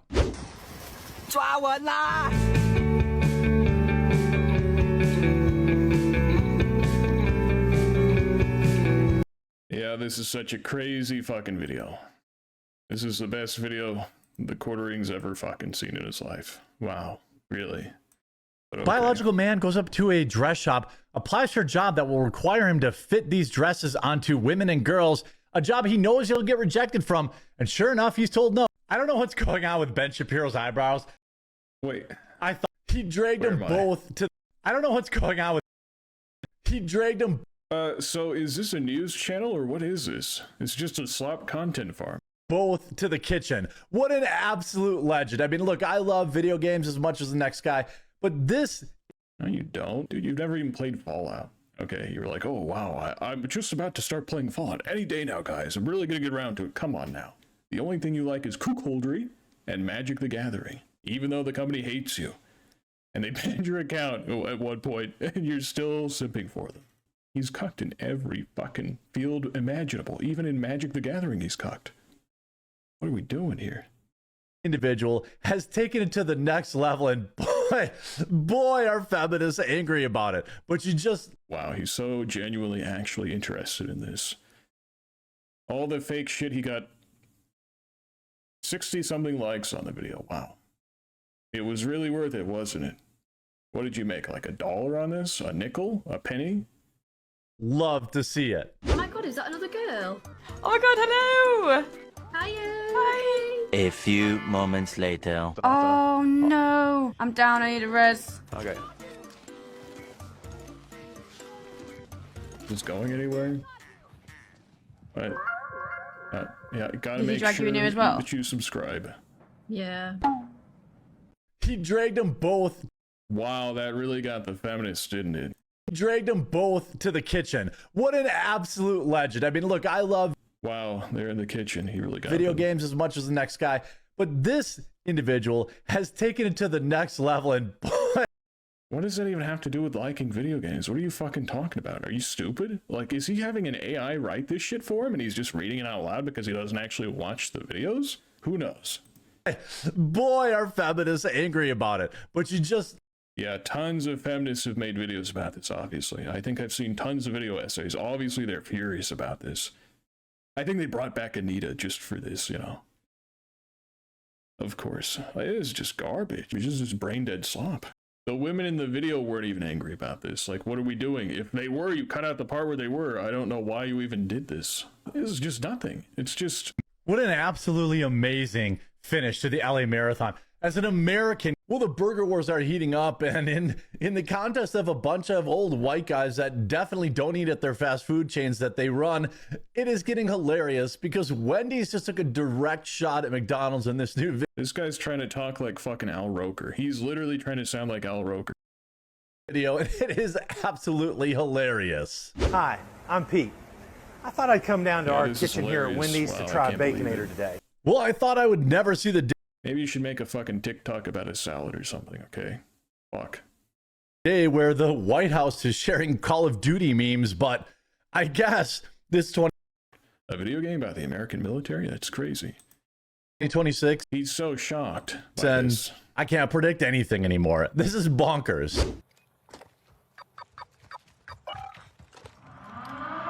This is really crazy. Wow, what a crazy video. I have to agree, something's going on with our chicken. It just doesn't look like how it used to. People have been noticing for some time. Look, we all know groceries are getting too expensive, but when you add wokeness to it, it is a recipe for disaster. Here we had Bellevue, Washington residents starting their own community watch after the local grocery store continually gets robbed. Society needs rule. Me and my buddy. Yeah. We all know politicians are about as dumb as they come. We all know the price of fast food has been getting out of hand lately. $20 Big Macs, $30 for an extra value meal, all sorts of crazy stuff on social media. One of the worst offenders, other than probably Chipotle, is Panera Bread. An American went to Panera Bread, ordered a single sandwich. It was $16. This is what $16 will get you at Panera Bread. Panera, you'd be playing some games. This is way $16. Why don't you all just stop eating fucking fast food garbage? Literally just buy some lunch meat and make a fucking sandwich. What's wrong with you people? Man, oh my goodness, our master's feeding us slop or overcharging us. So then make a fucking sandwich, you fucking lazy bastards. It'd take less time than sitting in the fucking drive-thru anyway. Are you people really too fucking lazy? You can't even slice a fucking tomato or something and put it on a fucking sandwich? Okay, whatever. This guy literally steals other people's videos, adds an intro to it, and then uploads it as his own. What do you think of that? But what are the oranges for? Well, I bet it tasted good. Let me know what you think.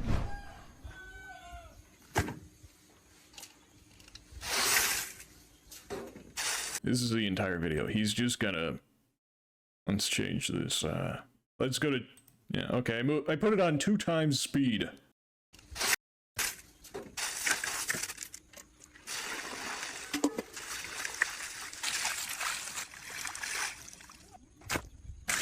This is what he puts on TikTok.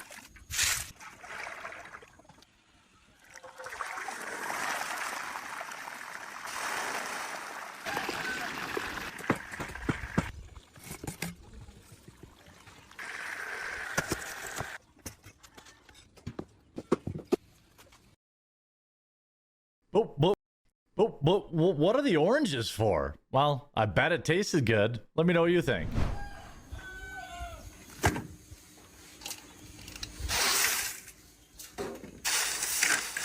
Okay.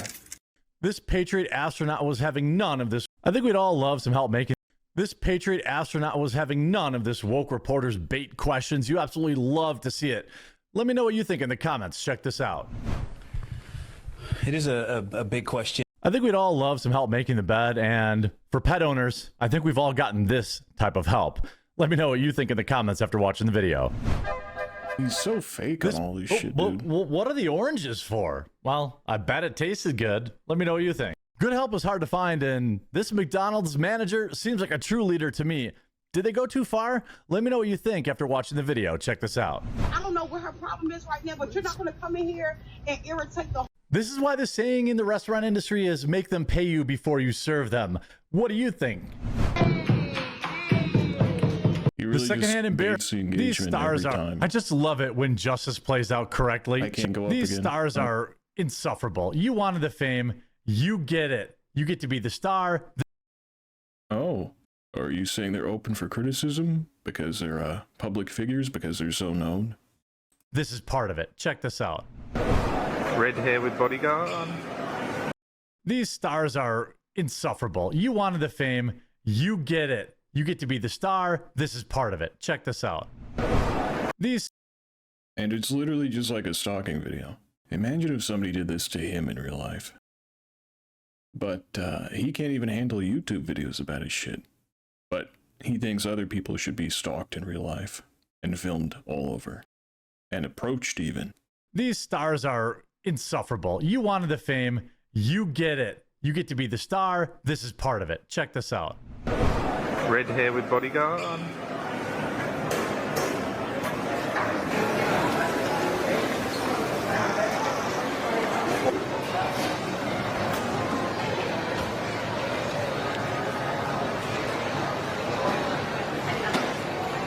Put your camera away, please. Put your camera away. Put the camera away. No photos.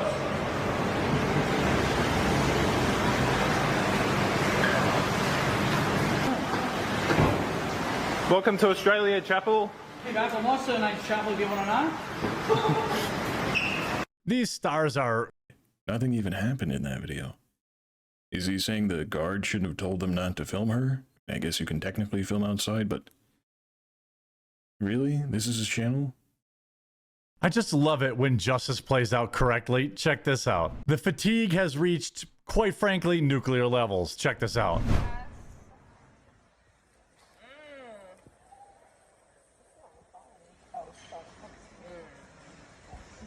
He wanted to call him puppy, but check this out.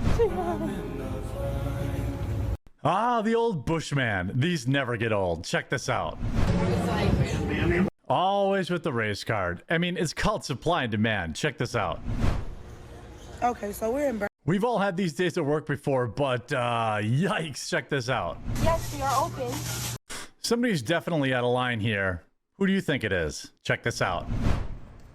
She's an absolute genius. This is just so wholesome. You gotta check this out. Yep, every one of them looks guilty as heck. Check this out. Can't say. Wow, guys, check this out. What unique and frankly interesting commentary he's providing on these videos. Wow. I can't believe it. I think he might put too much effort into his videos. I mean the sheer creativity, the rapier wit, the biting commentary, the political genius, frankly. It's almost too much. I can't believe he's putting it on YouTube for free. I can't believe such videos exist. I'm surprised even a little bit. Check this out. Well, here we go. Well, this escalated quickly. Who do you think's in the wrong here? Check it out.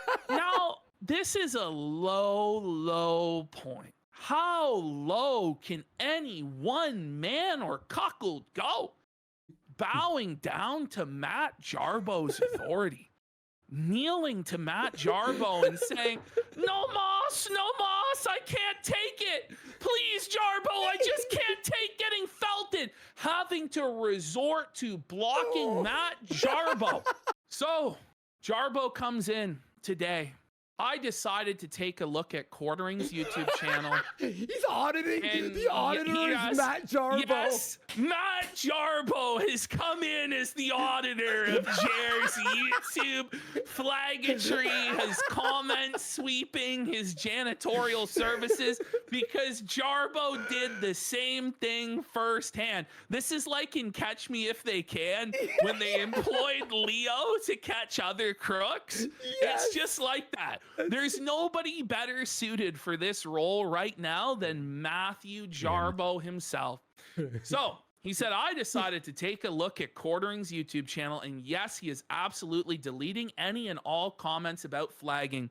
Jarbo says, I did the same thing back then. So I know what he's doing. He's having YouTube block certain words from appearing in the comments without authorization, but everything's fine, right, guys? No, it's not fine. And this is the thing.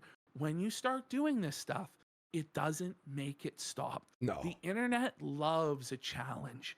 When you challenge the internet and you fuck with people on the internet, particularly in this sphere, they will felt you. They will find ways around the filter. When Jarbo puts this string of emojis together at you, it's over. Now, Jarbo says, I'm laughing at this because at the end of the day, it doesn't matter. He can't stop the response, nor can he mitigate it forever. The more you try, the more people pile on. Just put out an apology video, Jeremy, which is exactly what you said to me at MythCon in September of 2018. And by the way, we do have clips of Jeremy saying this. He admits that he had this conversation with Matt Jarbo at MythCon in September of 2018 on Count Dankula show. If he wants to question that, this 100% did happen by both parties' admission. Matt Jarbo then made a video dunking on Jer about this. And it may be a little bit too much, Jarbo. Oh, actually, here we have you just pointing out. So Jer here comes out with, wife had a wonderful birthday planned for me. Bloody Marys, brunch, Brewers game, and more. So thankful for all of you. I'd post a nice picture of us, but well, I can't these days anymore. Rested, relaxed, ready to hit the ground running tomorrow. Hair of the dog comes in. Translation, had I not done the stupid shit I did the past couple days, I could have put my wife on the internet like I claimed I never do. So y'all need to feel bad for me. Worski just comes in common sense, basic. Nobody harassed Quartering's wife. He was the one who mentioned her every video and episode while saying and doing crazy shit. He made her public. She used to have a channel. The attempt to rewrite the truth to become the victim is wild. He brings in his wife as a human shield to excuse his bad behavior. I mean, the reason I said this, by the way, and I had to tweet it out, because there's a lot of videos out there that obviously covering this stuff, and a lot of normies do think we actually are harassing his wife. So I want them to take this tweet and read it out, because show me the proof. If his wife was harassed, would there not be a screenshot of the email? He asked others to provide proof that their wife was being harassed when it was against him. But now he won't provide proof, and we'll get there in a second. Exactly. And here we can see him going into his browser history, and what are we going to see but reports to YouTube? Oh, no. And by the way, I have a theory. Well, not a theory. I know that he fired his editors because the videos are not edited anymore. And we have a few examples of that. But the editor would have removed this part for sure. But he has no editor anymore, so it's all raw. OBS record. And look at this. Oops. No. I can't believe he's there. Wait. Thanks for your report to YouTube. There it is, clear as day. You only get that email when you have flagged somebody on YouTube.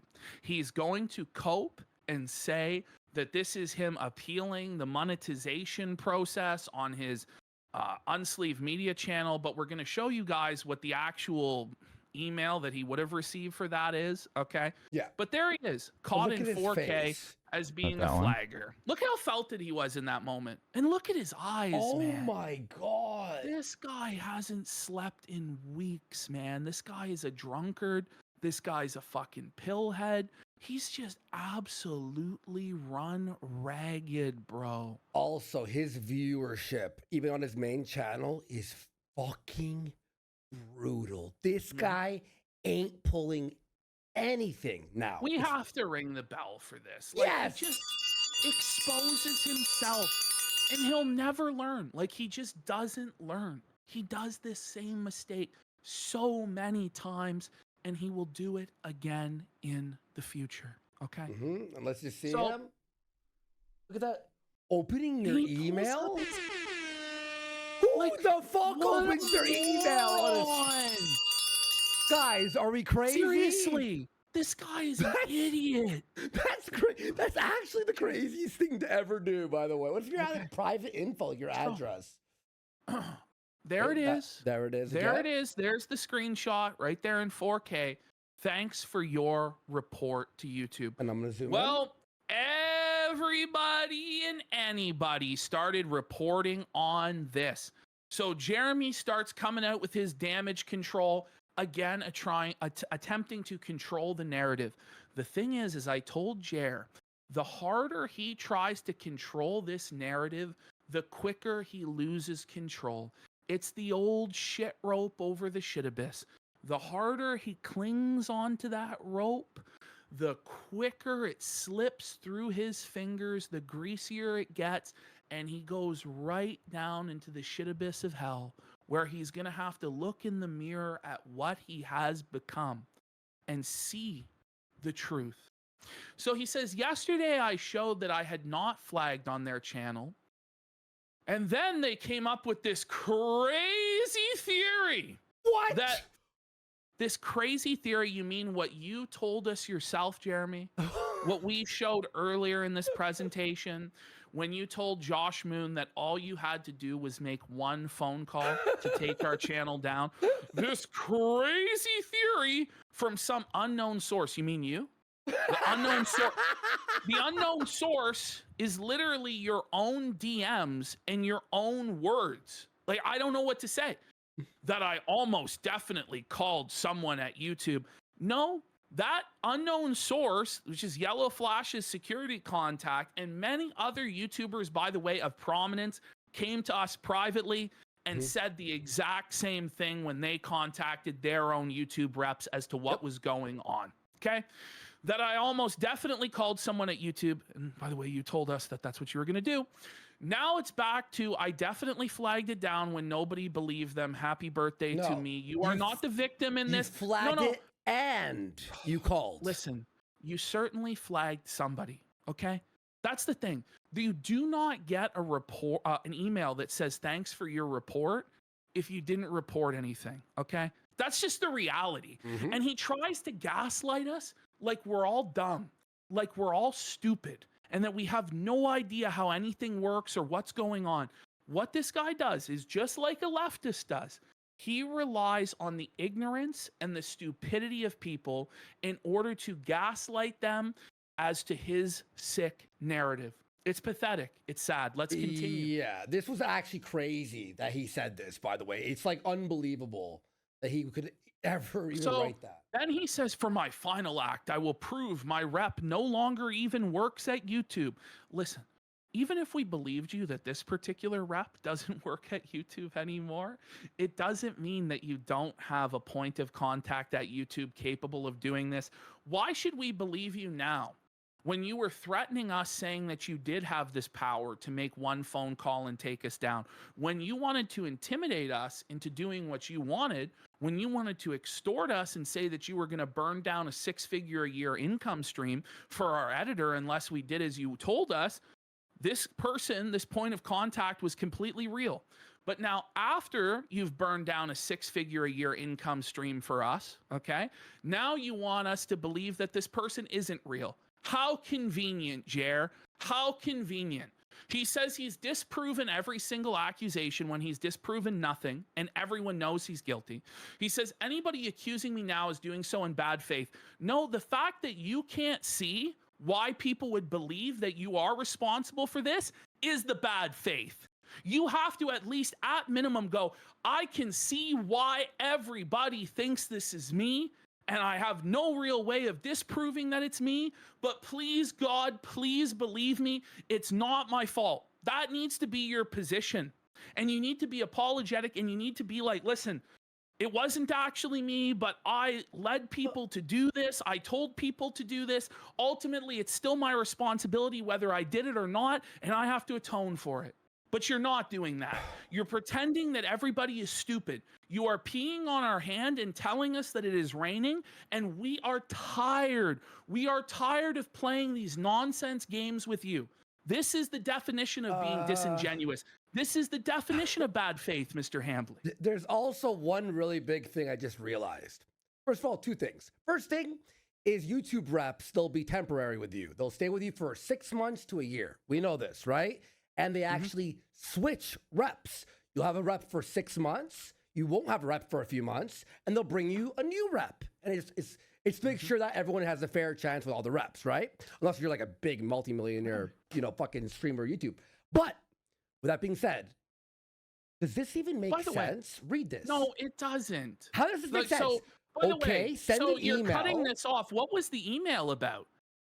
Be super specific about what's going on. What were you contacting this representative for? So here's what happened. He went to the default YouTube rep, and the default YouTube rep told him there's nothing I can do. I don't even work there anymore. So then he made a call to an actual employee. You see, he escalated it even higher to his real connection there. That's what happened. That's all that proves.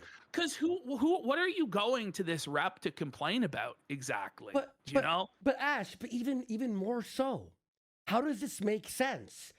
The rep acts like they worked there, right? Okay, send an email to blah, blah, blah. Be specific. He goes, okay. And then, so they work there here. And then suddenly... But all of his screenshots are bad faith. They're all cropped. Like what? None of it makes any sense. By the way, can we really trust somebody who's clearly drunk when they wrote this? By certain folk gowned out, he doesn't even work there anymore. Read that last sentence. He's obviously drunk when he wrote this, and that's how we know that he thought he could get away with it, because he's drunk as a skunk. And later on in this presentation, we're going to prove he's an alcoholic who even his own mother is concerned about his drinking by his own admission. You know what's so funny about this whole story, this whole arc? Usually when we're covering something or other people, there's always like 60% evidence, right? And 40% is like mystery. With him, it's like beating Spiral at 110%, like the extra percentage of evidence. Like, we don't even need any more evidence. Listen, like, stop. We're good. We're good. We're good. Beyond any actual reasonable doubt. There's still absolute cope doubt out there, like, you know. Yeah. But here it is. The cope Here doubt, it yeah, is of course. again. When he tries to say he has no contact at YouTube yesterday, well, it was different last week. He says, I have a non-Pajit YouTube rep. You know that, right? One phone call gone. But it's a complete unknown narrative out of nowhere. Stop it. Stop it, Jeremy. Just stop. We're tired. Real We're fast. tired. I'm not arguing with this anymore. Wait a We all know you're second. guilty. How was there 2 people who read this? Well, no, it's delivered with the first check mark and Is that then what it read is? with the Okay, second. someone said that means 2 people read it. Okay, fair enough. Fair enough. Okay. Okay, So then look at this. So this is the email he shows us. He says, this is the report email. Thank you for your report email. Except he doesn't show us the subject line. He doesn't show us the subject But line. read this. He crossed Hi that there. out. We hope you're thriving gracefully. That's not what they say when you report. They go, thank you for reporting. Like, we see it in the fucking email, in the line. This is a completely different thing. Here's the only way that you can get the email that Jeremy Hambly got. If we go to the next slide, right? It's obvious that that's not the email. So this person reported his own main channel using his dead gaming channel. And this is what it looks like when you report another channel. But sure, y'all keep believing that email was an appeal. The quartering is a lying sack of shit, and he will gaslight everyone into believing he isn't. Next slide. This legend The flagged internet himself. loves a challenge, Jer. Flagged The internet loves a himself. challenge. There it is. So there it is. Thanks Oh, for yeah. helping our community. Yeah. There it is. Thanks for your report to YouTube. It looks exactly like the email. Go to the next slide. And look, it's woke. It is woke. It's gay. There it is. That looks exactly like the email that Jeremy Hambly received from YouTube, because it is the email that Jeremy Hambly received from YouTube because he flagged on that channel, and he refuses to show the flag history on that channel to this day. Whether he flagged us or whether he flagged somebody else, he certainly is a flag it, and that email proves it. Okay. Continuing. Okay, There it that's is. just more- Matches up. Matches up. It's the Mhm. same. There we This is go. what it should actually, that's also what it looks like. That's the email that he received.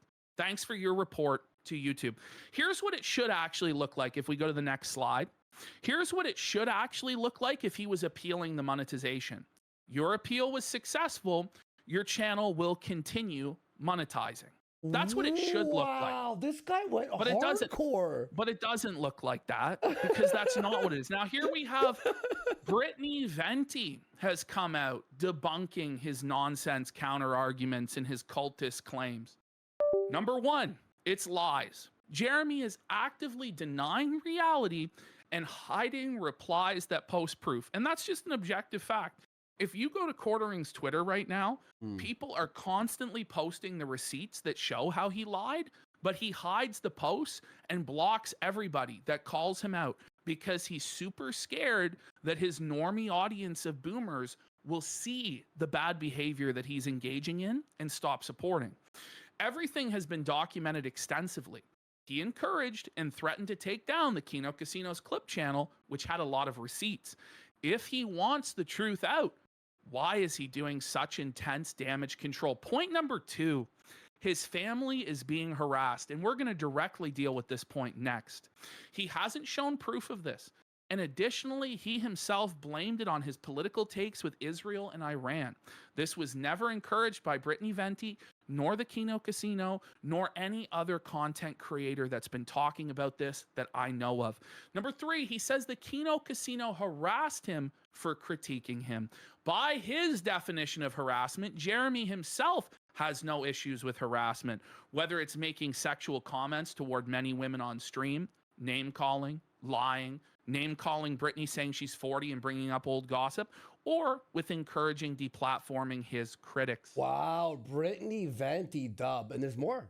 Number 4, it's private. Jeremy openly talked about these things, which is why he was made fun of for electing this information to the public. He featured his wife extensively on his channel for his coffee brand, and I'll add on his live stream constantly talked about her. Remember that his entire living is making fun of others and defending free speech and speaking against false flagging. By the way, we have silent ones for 100 subs! Huge support! Let's go! Damn. Let's go! Silent ones. Thank you everyone for being here. Almost 12,000 watching tonight here. So now we're going to the next folder, which is entitled My Channel is Under Attack. And every single one of these clips is so ironic and so devastating to Jeremy Hambley's case. And none more is damaging to his case of harassment and using his wife as a human shield than this clip, where Jeremy Hambley is calling out somebody else for playing the victim, playing the harassment card, playing the cyberbullying card about somebody else's wife being a victim. Let's hear how Jeremy Hambley handles this exact situation that he's claiming for himself. Let's see if he holds this guy to the same standard he wants for himself, or whether he's more, or whether he sounds like us, okay? Hey, Mr. Ham, you ready? Go. Spent much time. Whoa, let me lower that. It's a little bit loud. These clips are a little boosted. Here we go. Spent much time thinking about how to best handle the issues with harassment and cyberbullying in Magic. So right away, his tone, is he taking that seriously? Can you believe this guy's wife is being harassed? This guy's claim of harassment and cyberbullying, or is he immediately being dismissive of it and pointing it out as being nonsense? You know, let's continue. Cyberbullying. Long been a victim of these actions. No. Oh wait, did you just laugh at laughs. what the fuck? He laughs at someone's wife being made a victim. Okay. But he expects us to take his wife being made a victim seriously. Do you see why I say he's bad faith? Why he's disingenuous? Why he is a slimy charlatan? He's a shapeshifter with no actual principles or values. He will say whatever benefits him in the moment. And here, he didn't want to be held accountable himself for harassing someone's wife, so he dismisses it entirely. But we have to take him seriously when he tries to hide behind his wife. And one last thing, in the Josh DMs, he literally said that it was his wife's idea to flag, throwing her under the bus, knowing, because he messaged, I know these will be public. You knew it will be public, and you told your wife, or you blamed your wife. You told everybody that it was your wife who told you to flag it down. You're harassing your wife, if anybody. Like, let's fucking be real. No evidence of that, of course. And he asked for evidence of harassment.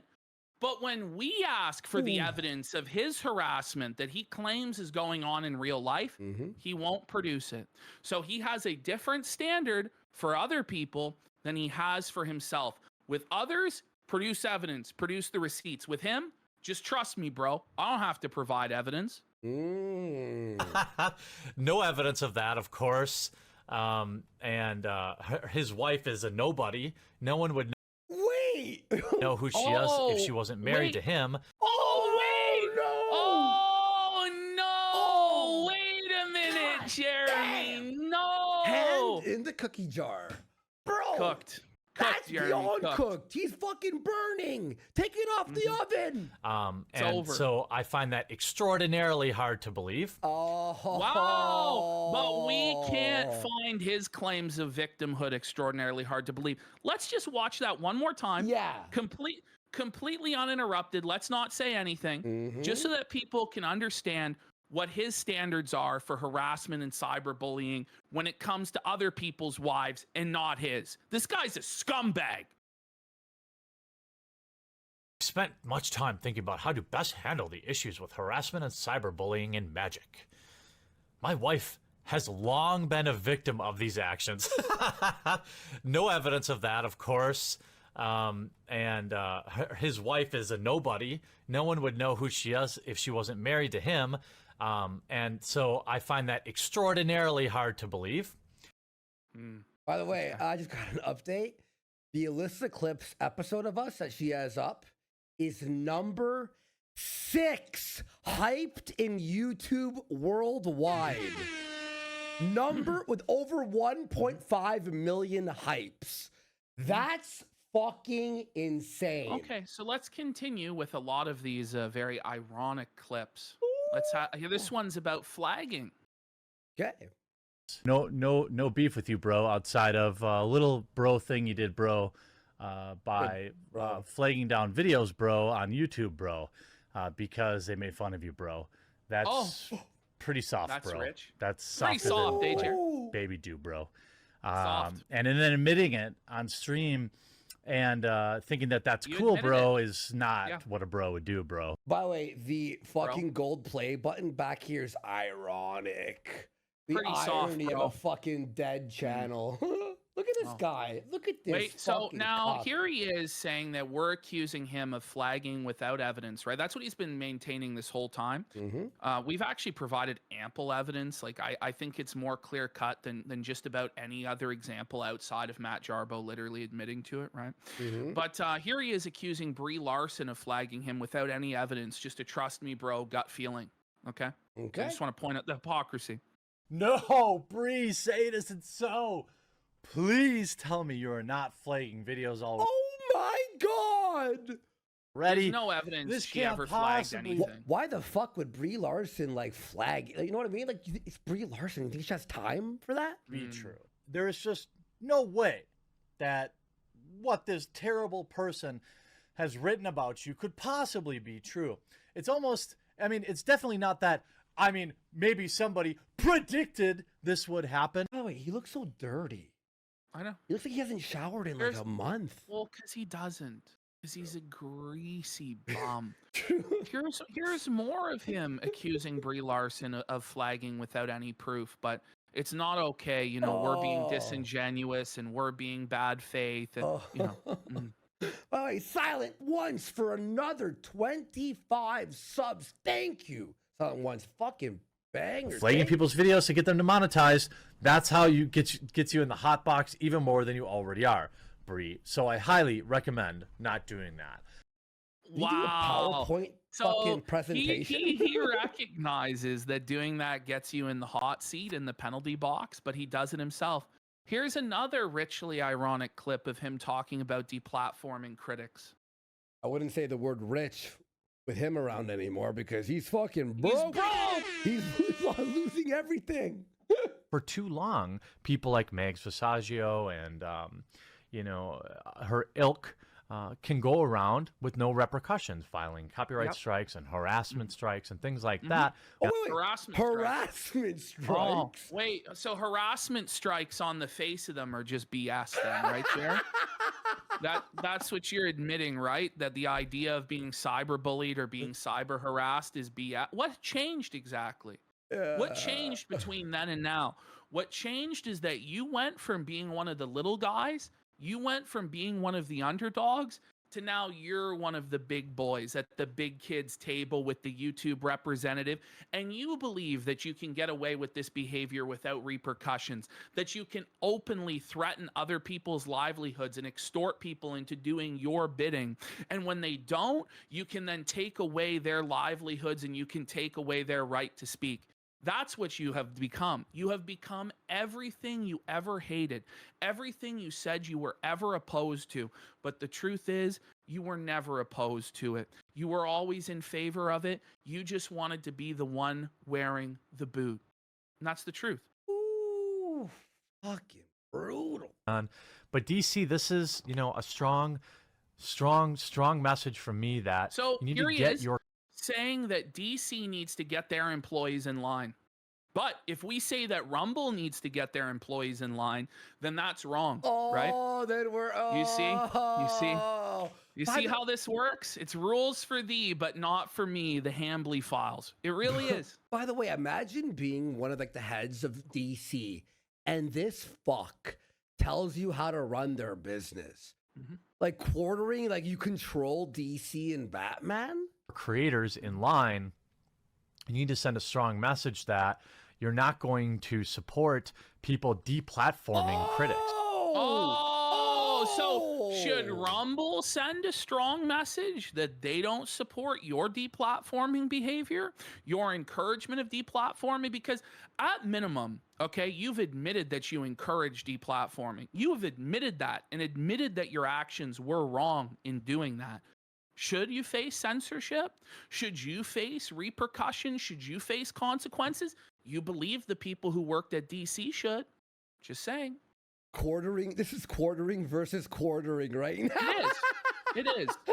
And he's just, listen, he thinks that this is all like comedic, it's all jokes, and we're bad faith, but he's being destroyed point by point by point, systematically in a calm, logical fashion.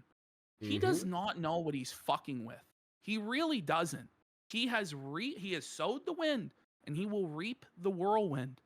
Oh, I guarantee. He already is. It's because that is a slippery slope, one that I don't think DC really wants to travel down. You're going to lose a lot of your strongest supporters. Rumble will lose a lot of their strongest supporters if they continue to enable your behavior.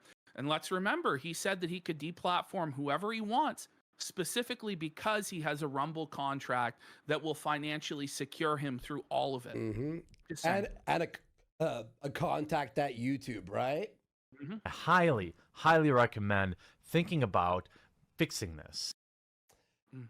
Yeah. Maybe it should be fixed. Maybe it should. Yeah, maybe it should be fixed, Rumble. So here's Jeremy just felting himself some more. Okay. You know, I've made a lot of enemies over the years. Yeah. And they latch on to this. And they try every chance they get to get me removed. And one day it'll work.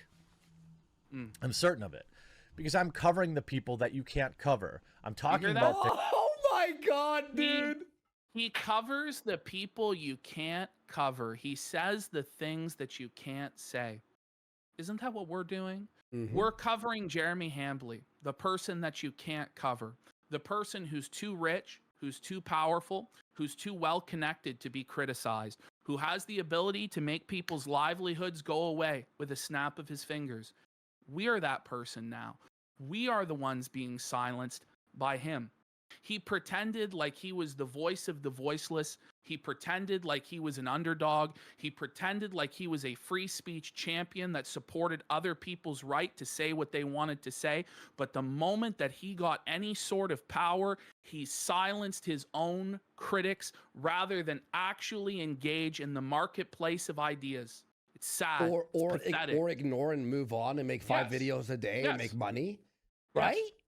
Yes. And by the way, like Ash said on the last show, we were literally at the point where our next segment would be 1 hour only. And then everything else, Ralph and fucking DSP and all this stuff, right? And all the woe buddies that we normally do. Well, he has made himself the sole focus of our show. Yeah. And if he does successfully get us deplatformed from Kick, then we're going to be on Rumble doing it to him every single fucking day. And then is he going to pull his strings at Rumble to have us removed there as well? Like, this is the thing. This guy has been given way too much power and way too much authority. And it's gone to his head completely. And he believes that he's able to police everybody's speech, that everyone else can be criticized but him. And that's not how any of this works. And he seriously needs to back up off of this and actually apologize and make restitution for what he has done wrong. This is wrong what he's done. Yeah. And everyone agrees. If you call your rep, have it reversed. I mean, it might be reversed before that happens, and make a video, apologize, say that you phoned the rep, say you were blackout drunk and pissed off, and then head to rehab. That's the first step forward. It's going to be still tough, though. It's going to be still tough, even with all that. Things that you're not allowed to talk about, apparently. Wow. We're not allowed to talk about him and his bull, apparently. It was everybody else had to be exposed and have the truth spoken about them, but not him. Here's Jeremy going to tell us about fake harassment. Go ahead, Jer. Tell us. Oh, by the way, look at this guy. This is the guy who owns YouTube. This is your trad con Who can call Christian and get Chad. fucking bad this guy? Like, this is what's crazy. Like, I don't know how he gained this level of power, but he told us he had this power. I didn't believe it, but we see the proof is in the pudding that all of these channels are getting banned. All of these videos are getting taken down, criticizing this guy and his bull. It's crazy. Mm-hmm. There's large groups of people who have been caught coordinating mass flaggings, and as well as articles, websites in the Magic the Gathering space, specifically publishing how-to guides on how to flag my content. This time, though, they made a huge mistake and tried. Wait, you mean like on the kick thing? On the show you did where you explained how to do it? Yeah, and you explained exactly how you would take down our channel, and then it actually happened exactly how you said it would happen. Oh. Yeah. Right. Oh, but we're just a comedy show. We lie and fabricate everything. It's not like we're just showing you the things and making little jokes in between. To make it about me falsely He's harassing. got Funko Pops behind him. The end. He's Case cringe. Closed. He's gay. Case closed. Asking somebody to which was something that nobody could prove. So now they're all standing out there with their junk in their hands, desperately trying to shift the goalpost to try and keep me as the enemy. Interesting. And new soy jack just dropped. Oh. All right, here we go.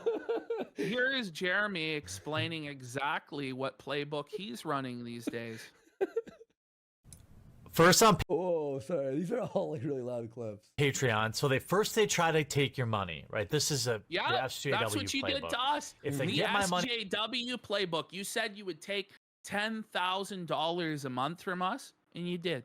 You ran the SJW playbook. You want to take away our money. You want to take away our ability to get our message out there, our livelihoods. You want to take it all away, just like an SJW, because you yourself are a special, high and holy figure that's above reproach, that's above criticism. No one can ask questions about your bull.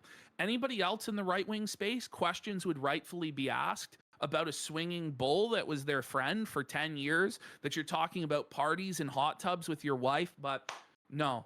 You know, you're above that sort of criticism. You're silencing everyone who brings it up. On Patreon, it'll be about $1,000 a month. That's going to really suck for the Magic channel. The Patreon here on the quartering, I don't think that they're going to get. There's really nothing to report. There's really nothing to report in either he case. didn't like it. He didn't like it when his livelihood was being taken away. But now he takes away the livelihood of others. Isn't it shameful? Isn't that disgusting? And it wasn't even us, by the way. Becoming everything that you ever fought against. Everything that you railed against for years. How you built your millions of dollars. How you built your fortune. How you built your name. All of your connections and all of your clout. And then you use all of that wealth, all of those connections and all of that clout to become the very thing you hated. A person who takes away others' livelihood for simply speaking their minds. That's you, Jeremy Hambley. That is you. It's funny how he's using the woke playbook, because as he says, go woke, go broke, Jer. But you know how these things go. By the way, you know what's really funny about this whole thing, Ash? H3H3, 3 years ago, has a whole video, 3 hours, on how quartering is actually a right-wing SJW. Oh, he is. The Content Corp, if you watch it, literally, H3 predicted this 3 years ago. And it's a great video, by the way. I watched it the other day. Oh, you got Cow Analyzer for 5,000 kicks, saying, how was everyone's weekend? I know. By the way, he banned everyone who asked, how was your weekend? And then he asked people, how was your weekend? He asked people how their weekends were, and then when people told him about their weekends, he banned them for saying weekend. Like, it was twisted. It was twisted. So hopefully they don't, and hopefully a bunch of people will just counter back so it really sticks in their craw. Okay. Wow, Ash with the fucking like haymakers here. Holy fuck. So here we have Jeremy Hambley on Jeremy Hambley. That's really what this is. But these are Jeremy Hambley's words to Matt Jarbo. He really needs to listen to his words here, because this is the advice that he needs to follow from himself. Let's have a listen. Let's listen to this. I know Jared's watching, by the way, right now too. Look at him there, man. What a miserable pile of shit. He's 100% watching right now, because he was supposed to post a video up now, half an hour ago, and it's not up. Jer, where's the 5th video?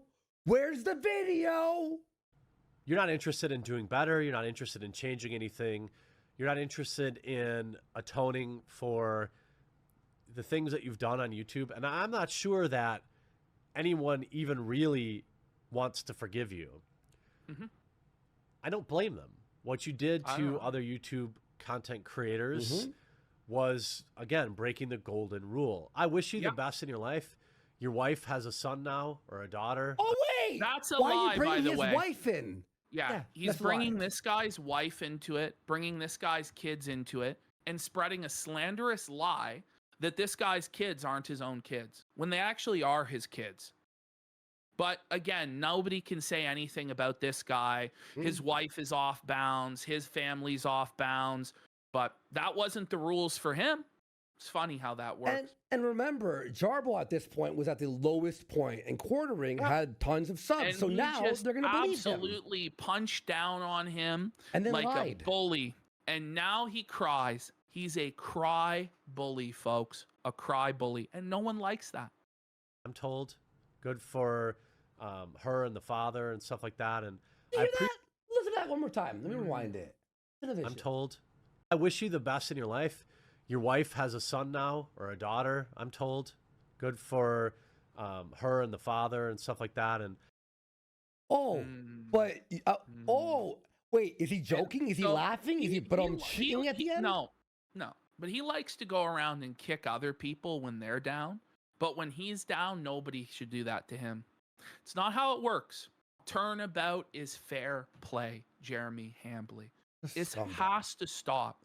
This playing the victim and playing cute and innocent has to stop. The internet doesn't forget. We all know what you've done, okay? Listen to yourself. Listen to your own advice to yourself here and stop. I appreciate that.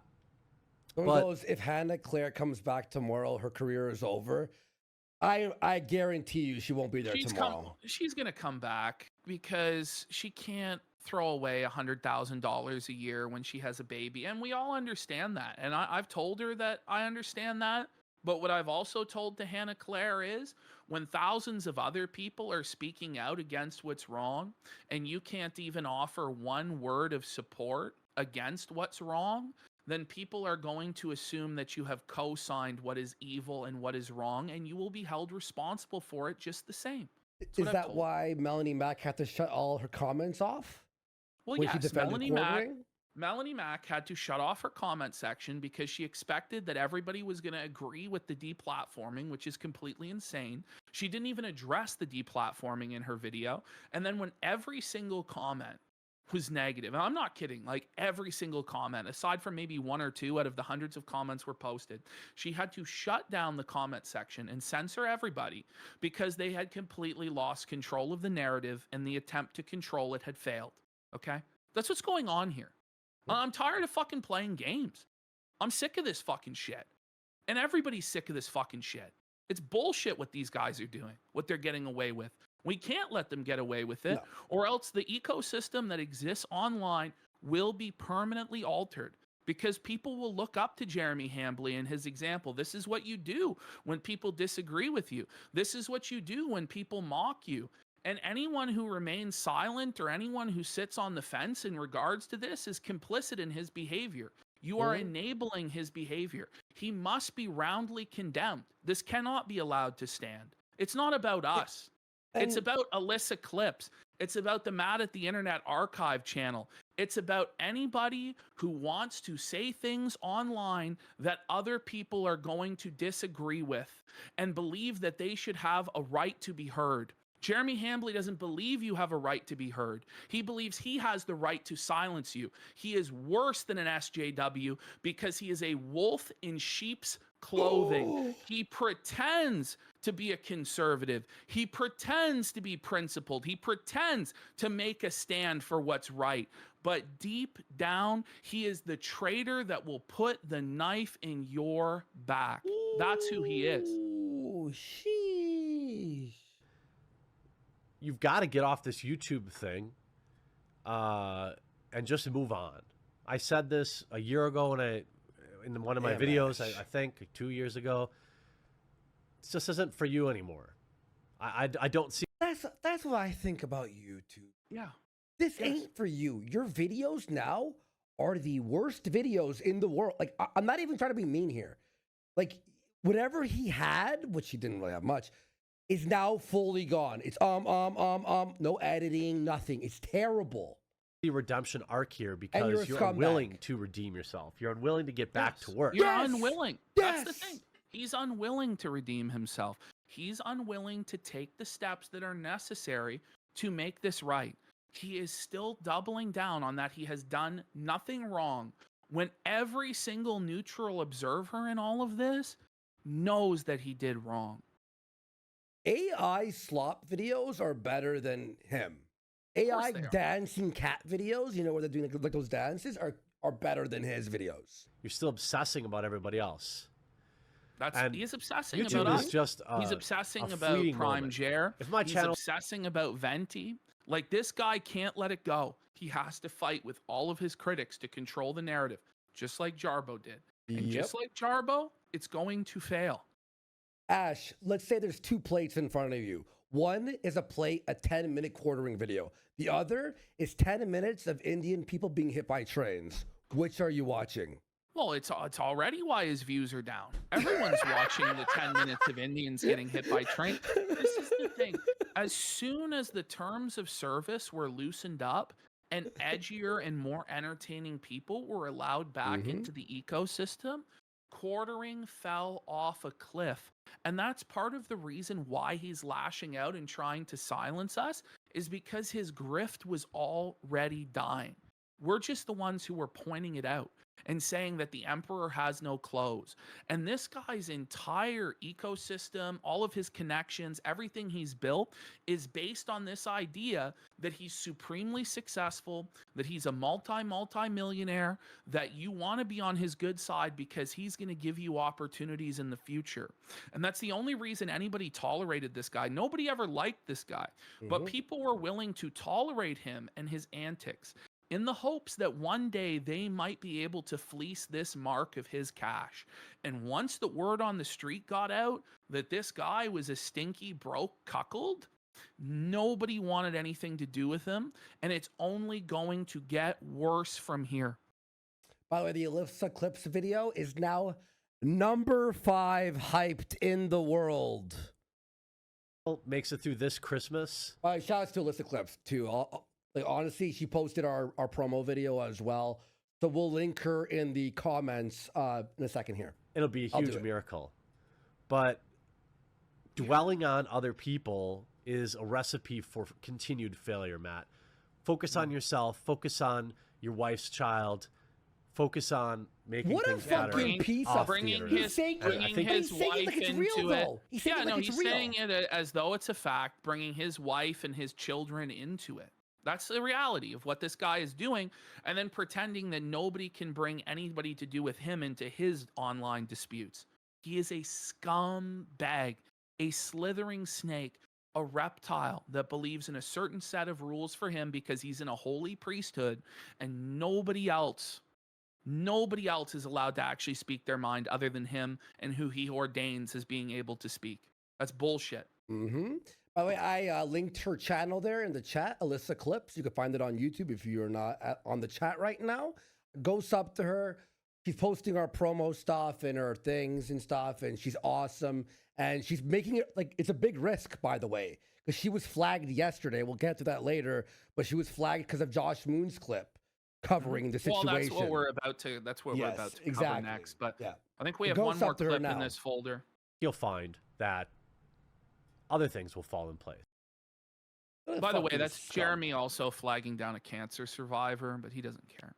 And so Here is the bottom line. Jeremy, tell us what needs to happen here. Tell us what needs to happen in this circumstance. YouTube's got to fix this. Yes, they have to fix this. Look how drunk he looks in this video, by the way. Well, he is drunk because watch, he fucks up the outro. Watch. No way, really? Fix this. Watch. We'll talk to you again real soon.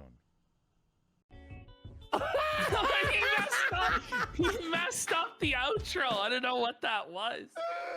Oh, man. So now we get into the real problem with all of this, the chilling effect on freedom of speech, the chilling effect that's happening on archive channels. Here we have Alyssa Clip's video flagged down. Looks like Alyssa Clip's video of Mad at the Internet talking about the quartering has been taken down due to TOS. I'm sure quartering had nothing to do with that. And quartering all the live long day preaches about how he supports Kiwi Farms, about how he supports Josh Moon, about how he would definitely donate to help Josh Moon. Meanwhile, he never donates a fucking penny. But then as soon as Josh's videos are taken down, Josh's speech is taken down, Jeremy Hambley doesn't speak one word about it. He doesn't use his connections to get the video restored because he doesn't want the video restored, because he wants anyone who's critical of him to be silenced. All right, there's more. There it is. So there it is. The video is unavailable. Moving along. Looks like the quartering has flagged Alyssa She sent me Clips. that It didn't too. She sent me follow that too. the harassment policy. And then as a result of that, on Josh Moon's own archive channel, the editor, actually, well, first let's hear Review Tech USA is watching. Was in the middle of watching Josh Moon's expose on the quartering, and live he saw it be flagged down. There we go. Because he didn't know.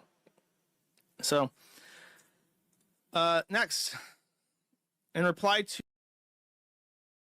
There it goes. Video is unavailable.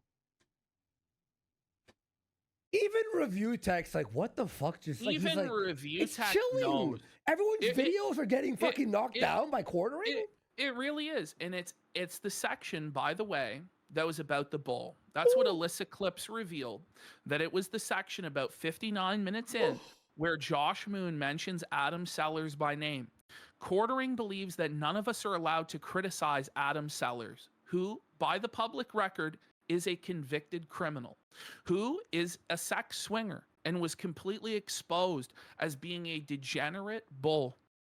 But he believes that none of us can speak about this, and he supports all of this going down. Who quartering says his full name on his show multiple times, by the way. And the guy went by his full name on Twitter, was a moderator on the Discord, and publicly posting up on Twitter asking to fuck women's wives. Quartering, the whole internet is not YouTube, buddy. I'll just say that.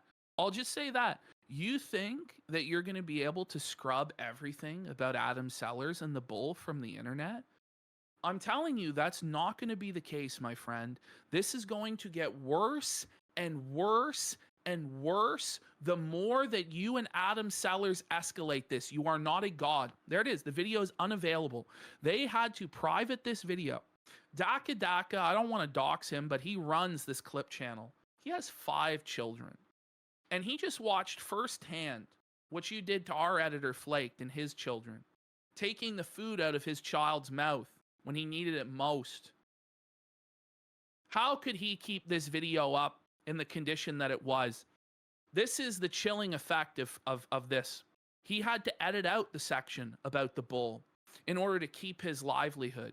This is the environment that you are creating on YouTube, quartering. This is what you have done. And this is what you want, isn't it? You want people afraid to be able to speak. You want to silence people. You are a fucking scumbag. You're a fucking tyrant. You're a fucking piece of shit. You betrayed everything that you ever fucking stood for.